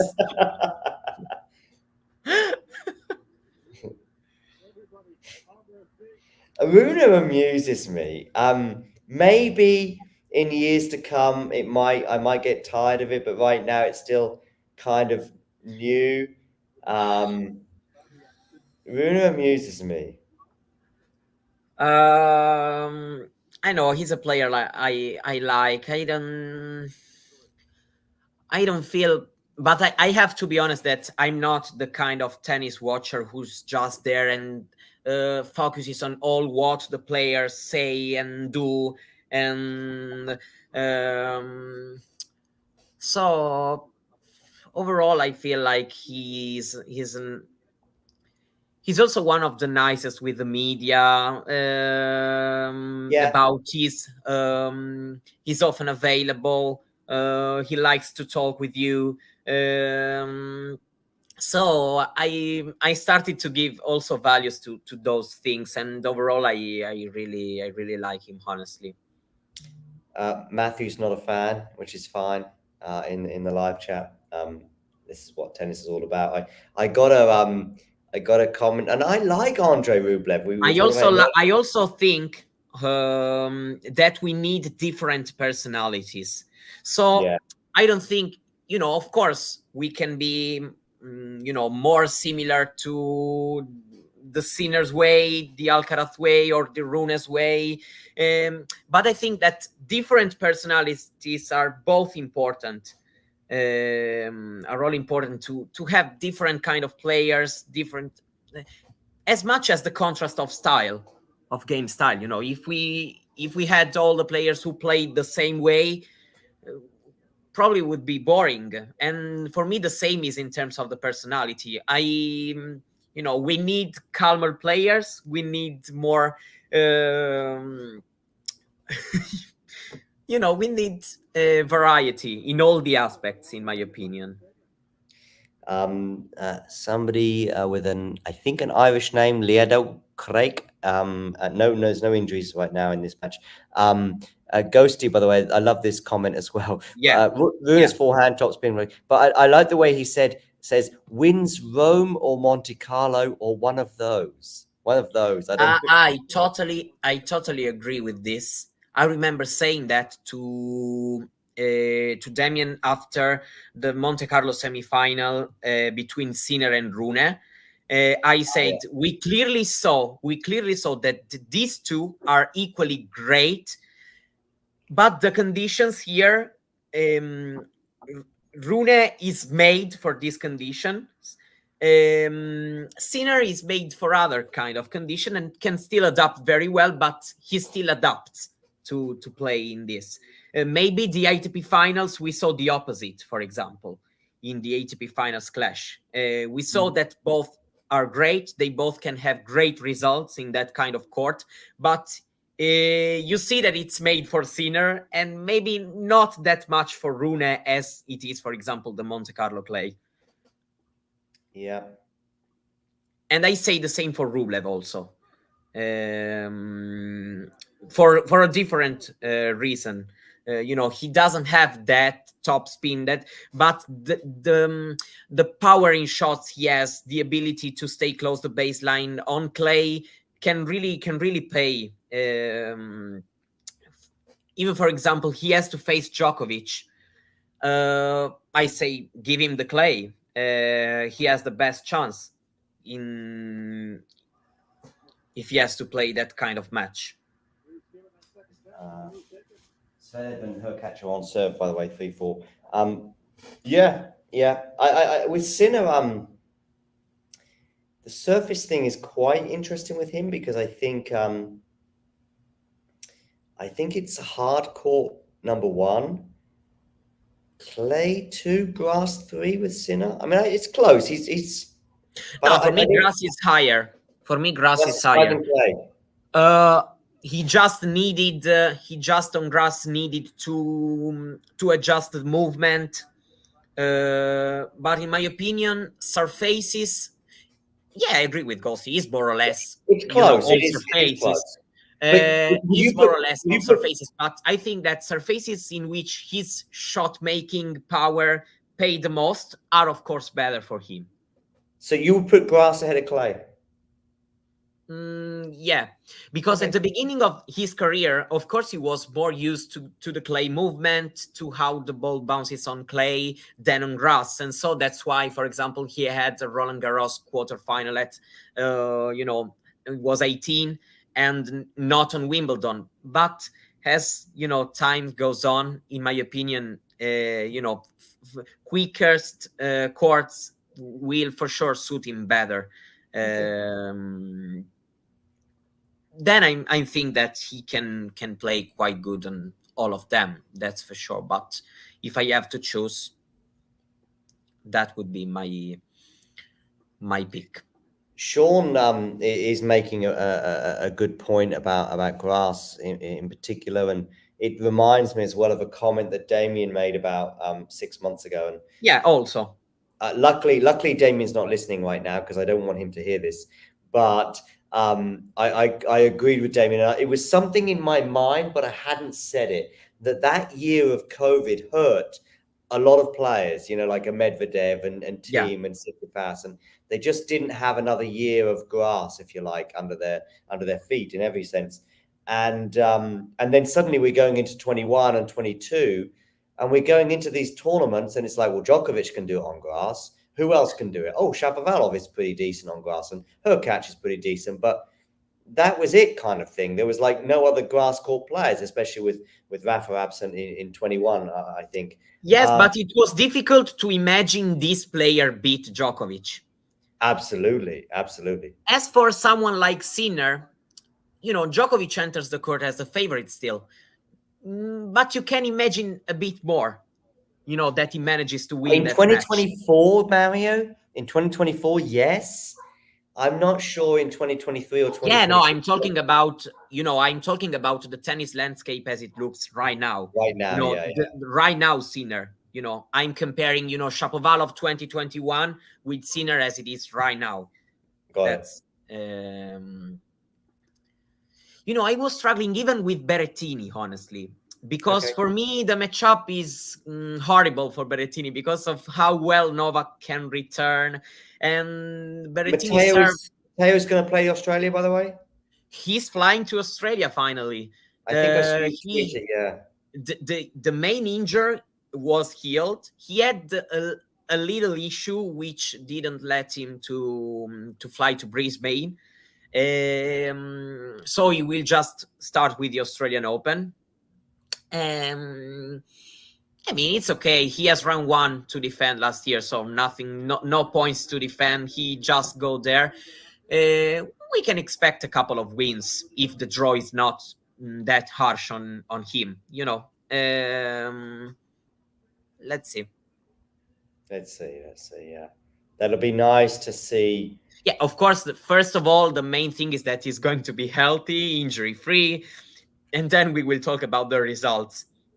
Yeah. No, it'd be nice to see Mateo, have a good few months without injuries, and I mean, 2021, I think it was he made every quarterfinal. I mean, I know he made 2021. He made Wimbledon final. He made French Open quarterfinal. He had a good run. He kept playing Djokovic and getting beaten by him. He made Australian Open semi-final in 22. I'm trying to think what happened to him at the US Open in 21. Did he make the quarters? Or Quarters lost to Djokovic. In 2022, quarters lost to Rude. That was the one that lost to Rude. I actually went to the US Open in 22, and I was in the air when that match was happening, and I took off thinking, yeah, he's going to beat Rude. And I thought the draw was really opening, especially on that. I think it was on the opposite side, of course, to the Sinner. I don't know. After the Davidovich-Fokina match, match against Davidovich-Fokina, I was like, I know Davidovich-Fokina has great qualities, and so he could have troubled Berrettini, that's for sure. Also because of his baseline game can trouble players like him. But I was like, for me, it was like more of a 50-50 put into context,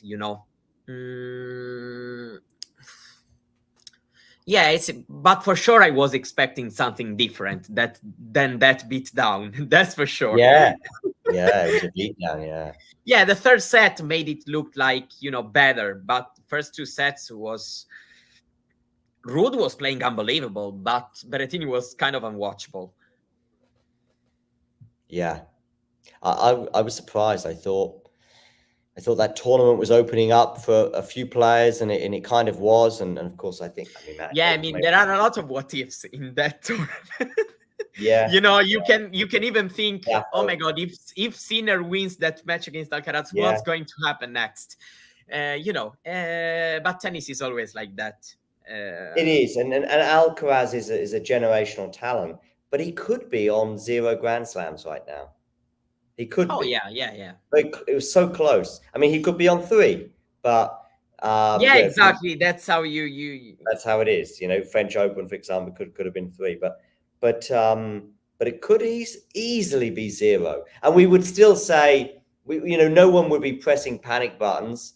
No one would be saying Alcaraz is not amazing. He's not going to win Grand Slams, but we would still be going. But I mean, he's had 3 chances. It's a slide as it is the slam counts for the big 3, for example, talking about when you think about, I don't know, Roland Garros 2013.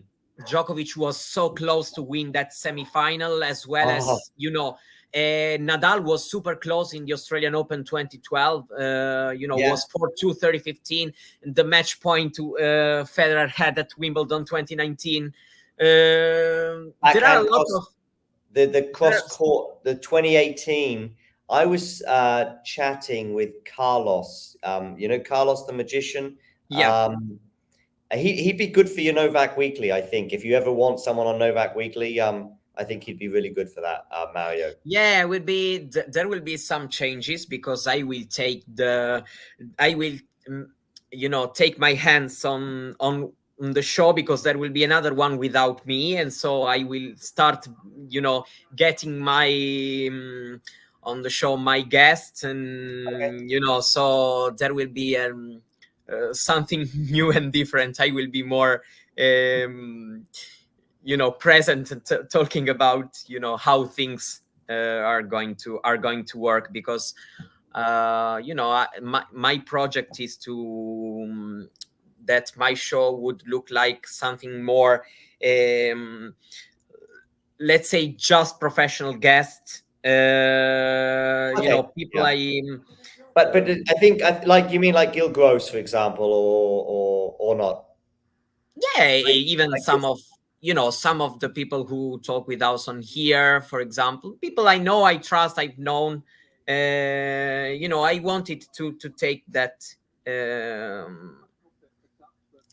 Directed not only to the fan, to people who like him, but more to to general public who just wants to have some opinions about him and what's around. him and his results. Just my opinion, Mario, and no problem, and Carlos won't mind. But I think one day, I think Carlos would be a good one for you. Me and I'm Carlos, sure. and the reason I'm thinking of it, and it doesn't matter, but the reason I'm thinking of Carlos right now is because me and him were chatting in Malaga. We had a few beers one night, and we were talking about what if, and we talked about Wimbledon 2018. And so because Carlos is he likes Novak. Okay, Novak follows Carlos on Twitter. Mm-hmm. And what if, and it's break point. Nadal 7-8. 7-8. Yes, thank you. I was going to say 7-7, but yes, yeah, or 7-8, or yeah, 7-8, and it's a backhand cross court passing winner, and yeah, that's the point. That's the point. Yeah. I mean, Rafa wins that point. I wasn't as convinced, but Carlos. No. Rafa serves it out. That's what Carlos said. Yeah. I'm not sure. No doubt. No. I have no doubt. Anyway, Rafa serves it out. We presume he beats. Was it Kevin Anderson in the final? Yeah, a cooked Anderson also. A cooked Anderson, yeah, because of John Isner, yeah. So, yeah, and then Djokovic could win the Grand Slam race, but you'd still be going, yeah, but maybe Rafa retires. Yeah, as long as you think, it's in. You will see it now. It was so close to being broken. As we may think about the smash Djokovic missed in the French Open 2013 semifinal. Yeah, definitely.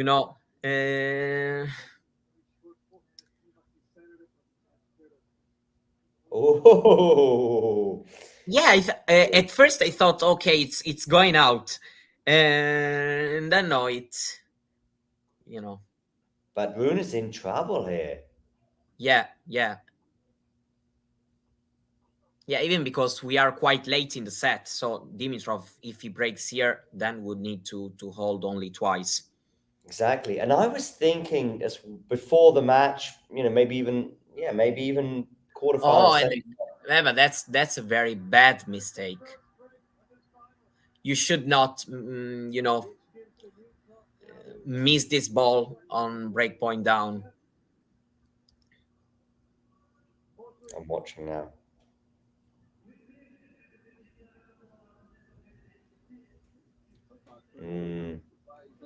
Yeah, because he's in charge of that. It's a +1. Yeah, it's a +1, and it's okay to not get. Oh, exactly. It's okay not to get the winner and to close the point with a volley next.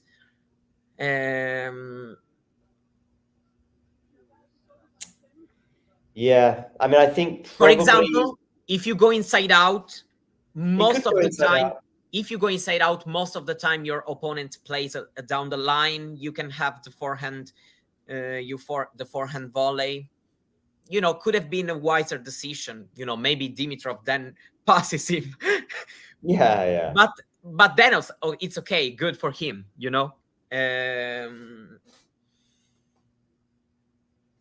I'm interested. So Dimitrov is close. Yeah, I'm interested in Ghosty's opinion, or who's supporting Ghosty, Dimitrov or Holger Rune, because I like both these guys, and probably. Yeah, and I think but he's got a soft spot for Holger. Yeah, I know. So, but I'm not mad at Holger. He'll get there. Yeah, sure. Hey, listen, he might get there. How many times have we had these conversations, and then an hour and a half later, the person we're saying has won the trophy? Yeah, but as long as he's just 20, he's not broken serve yet, by the way. Yeah, Holger. Yeah. 2 hours of this match. A completely random but very quick comment. I think, if I understood it correctly, do you know who is the top 50 female player with the lowest percentage of breaks of serve? think it's top 50. Could be Do top you 20. know? So there's a somebody on the women's tour. In 2023, she broke serve on the return 23% of the time, and she has the lowest. That's the lowest percentage in anyone in the top 50 on the women's tour. Do you know who that is?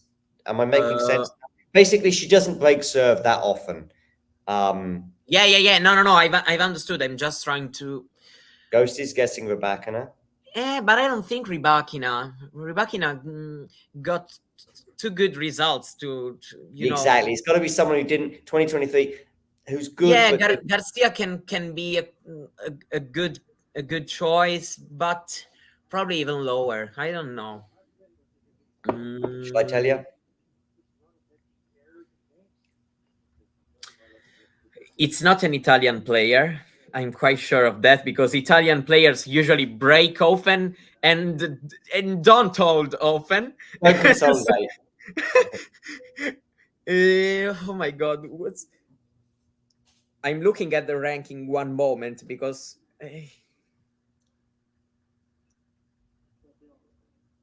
I'm trying with Pliskova. Good try. But and Sakui is a good wrong. try. There's a good try for in the chat with Sakui. No, Garcia. It's Garcia. Okay. It is Garcia. Yeah. 23%. Yeah, it was it was in my mind also, when I read it, but yeah. And I must say, I didn't know that. It was just because Damien mentioned it on a stream a few days ago. I was like, wow. And the thing is, of course, with that return of serve, comes to mind that she's very keen on that situation. And yeah, no, Rybakina, I knew that it was not, because it's difficult that too many wins. Yeah, exactly. She's been in Grand Slam final. She's won two 1,000 titles. I was like, no way.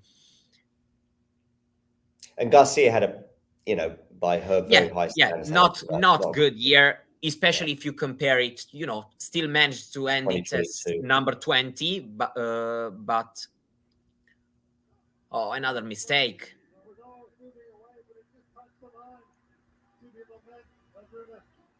Yeah, that's where he has to grow, if we're being honest. Why? Why? Just why? Was he impatient? I'm about to watch it. Yeah, you'll see now.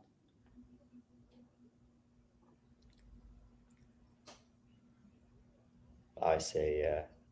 He's a bit frustrated right now. Yeah, exactly. It's a backhand down the line hit, due to frustration, that hard to try to get this winner.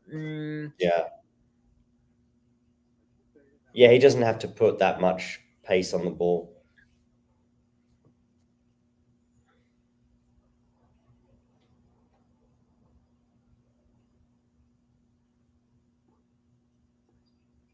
I think his mum has got a bottle of Coke on the go. Yeah, Holger's mom. She's drinking a bottle of Coke. Although it looks like one of those sort of bottles of Coke that it looked a bit flat, and it looked like one of those bottles of Coke that maybe there's some rum in there that she's with the fans. She is amazing. Okay. If you write to her because you want to give something to him, you are a big fan, you want to have a pick at all costs, you make that happen. She makes that happen. Oh, that smash. And I listened to everything you said there, and hats off to Aneka Rune, I think her name is. But anyway, that smash from Holger. Oof. I mean, it wasn't easy, but you've got to get it in. It wasn't easy. It's really high. Oh, it could even have gone out. But yeah, his mother, Aneka, I think, who sort of manages things for him. Yeah, Ghosty talking about the leaping smash. That wasn't exactly Pete Sampras, that's for sure.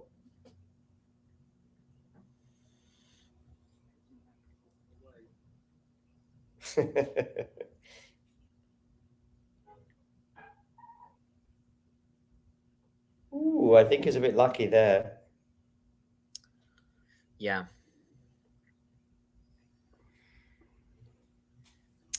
We have 51 people tuning in right now across the various platforms. What do you think? If he loses 7-6, 6-4, let's imagine this, this thing happening. What do you think this match means from Holger Rune? Anything special? Just 250 final loss. I go to Melbourne now, or it's in some way a straight sets loss against a good rival. I'm more positive. You haven't got that many of these wins lately. I'm more positive. I'm more like, I know what you mean. I think I know what you mean. But like, should we go? Oh, he should be winning this if he's going to be, because the drama queen would be going, oh, he should be winning this. Why is he not winning titles? He's not won since Munich. And no, I'm more towards the, yes, he's just put a backhand into the net there. He's got a bit frustrated, but the talent is there, and we could easily see him in the semi-finals in 3 weeks from now in Melbourne. No, just to answer to Ghosty, I'm not talking Rune Dimitrov as a rivalry, but talking about, for example, the Australian Open. These are both two of these players. You can see them, having a run. That's what I mean. And for me, whatever happens in the next 5 minutes, it's still Rune more than Dimitrov right now. Yeah. Okay. Match point, double fault.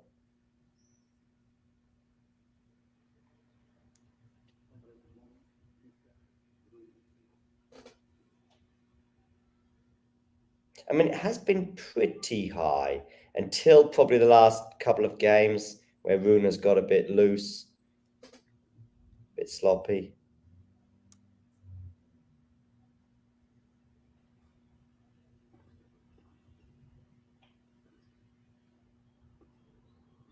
I'm about to watch. If he was about to close the final to win this title with that backhand,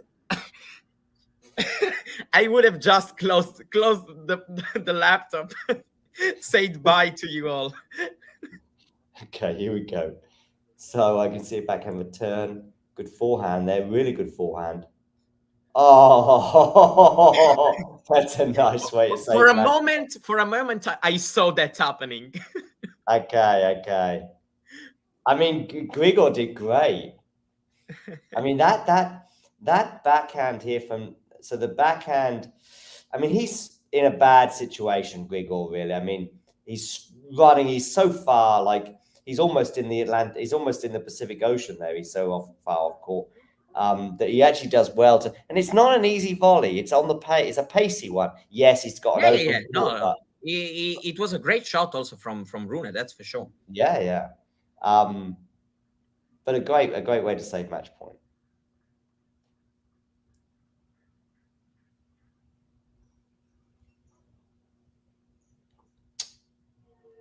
Yeah, net cord, but didn't really help him at all. And another match point.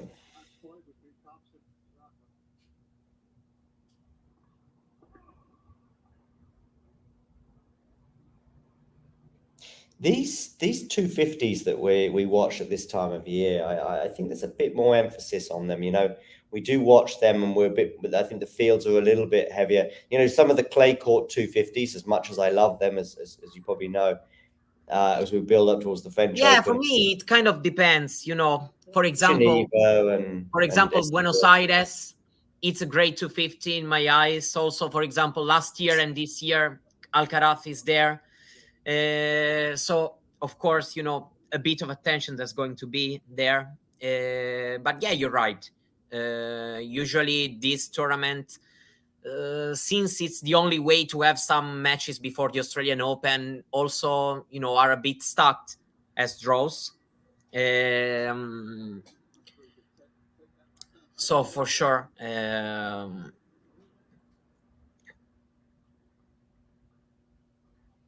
for sure they are interesting events. Also, maybe let's say also the grass ones, because there is few little tennis on the grass, so maybe you tune in even in those tournaments. It kind of depends, you know. The grass, I know there's a couple of 250s as well, but for me, Queen's, Halle, and then it's Wimbledon. Yeah, you're right. But if you remember, since like it's like that since 2014, 2015. Before 2015, I think they were 250s. Oh, okay, yeah. So Queen's was a 250. Yeah, and even Halle in 2011, 2012, 2013. And then they upgraded them to 500, as they should, because they were stuck draws always. Yeah. I mean 250 or 500. It just looking back, I just think, you know, it's a big tournament before Wimbledon. It's and it makes a difference, you know. Definitely. I mean, I think Alcaraz, you know, Bublik last year had an amazing week at Queens, beat also Queen Halle, beat great players, and got 500 points. And it's for sure, you know, it's a reward. And he won like 2 titles last year. I think, was it Antwerp and yes. He beat Fields in Antwerp. Yeah.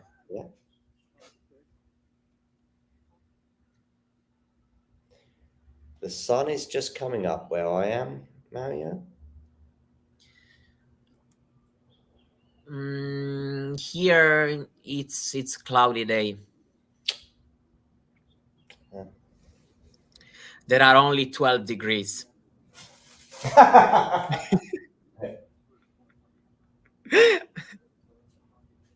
have a good view. Well, Rune's view right now is 4-5 or 5-4. Saved a couple of match points. Yeah, I mean, he should be feeling good going into this. And coming back to your really good question, you know,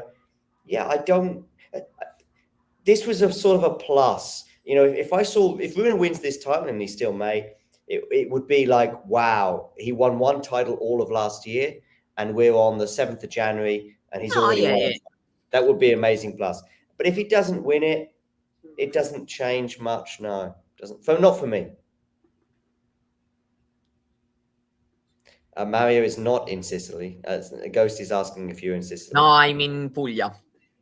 Puglia. On the coast. So it's quite a warm place. If you get even 20, 25 kilometers, you know, inside in the countryside, it becomes colder, but not here. Also, that coastline, not the exact location, but it's the coastline that when we're trying to tune into a tournament in southern Italy, it's that coastline that we see when the TV stream is not working. I'm referring to, was it Napoli last year? Napoli, yeah. Napoli, it's on the west coast. Okay, I'll go the wrong coastline, sorry. I'm on the east coast. Okay. But it's not like in the United States, you know, I drive 2.5 hours and I'm in Napoli. Okay, yeah. Yeah, let's say I'm in front of Albania. Okay, and also Sicily. You look towards Sicily then. So Sardinia is in the direction. No. The other side then. The other side. I see. Yes. Malta. Yes, but Malta is in the south. Okay. You know, you have Albania, to be in Sicily on the southern coast, and then you are, you know, close to Malta. It's not that. Well, Dimitrov is driving 40 love. Yeah.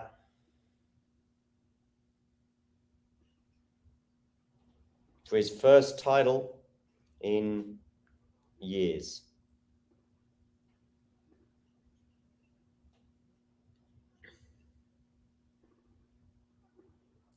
Changing his sponsorship, of course. I think he was Nike and now he's Lacoste. Yeah. And a change of fortune. Wow, that's it. Oh, finally. And it means a lot. It means a lot. You will see.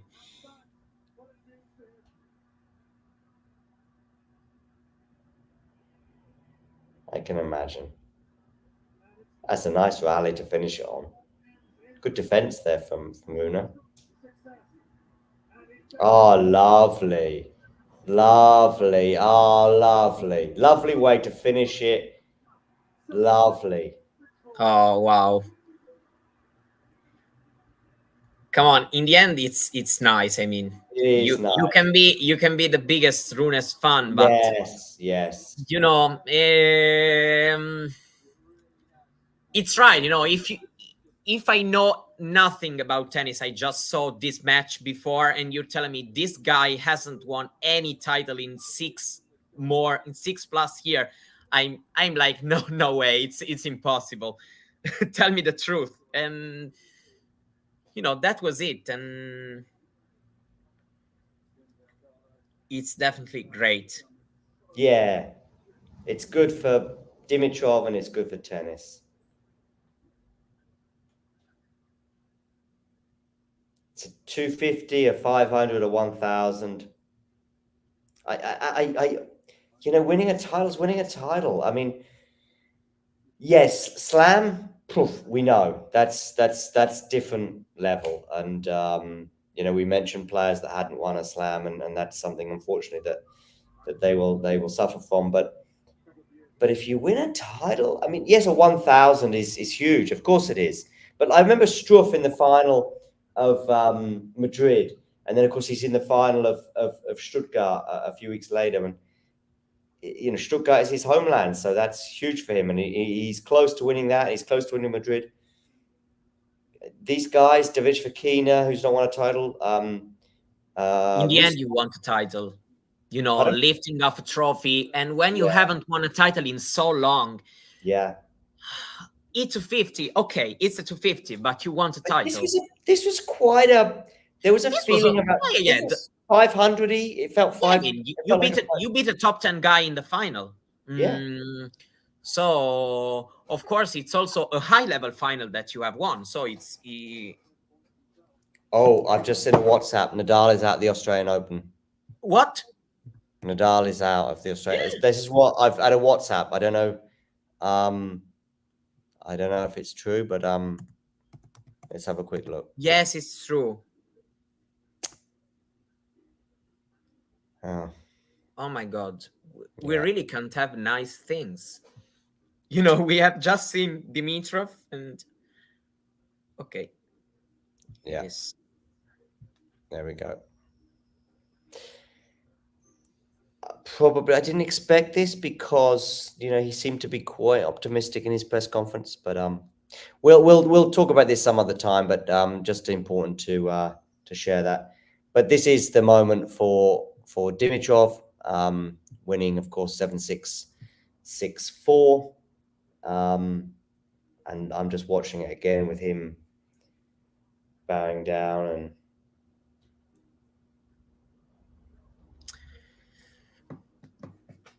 I don't know what to say. I know it's good. It's good. It's good for tennis. It's good for him. And no, because I was thinking a little bit also about Nadal and me too. Yeah, me too. Yeah. So I'm just a little bit confused right now because I watched Dimitrov happy and I'm like, oh, it's nice, wow, and then I'm looking at the phone and then like, yeah. I think with Rafa, I didn't necessarily expect it. I was a bit concerned, of course, with the. He said he felt a little bit of pain on the hip, but I still thought that he would play. But, I think the loss and also the injury as well in against Thompson made many people sort of think, okay, 5 sets is going to be tricky, 2 weeks and so on and so forth. Yeah, but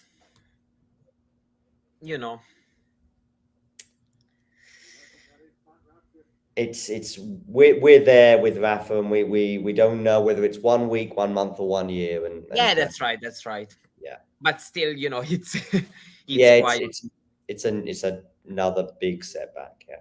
Yeah, maybe it's Hopefully, It's just the as same. you. But it's the same area of his body. Mm. Yeah, I mean Matthew De Sousa is here saying it's all about Roland Garros, and yeah, maybe.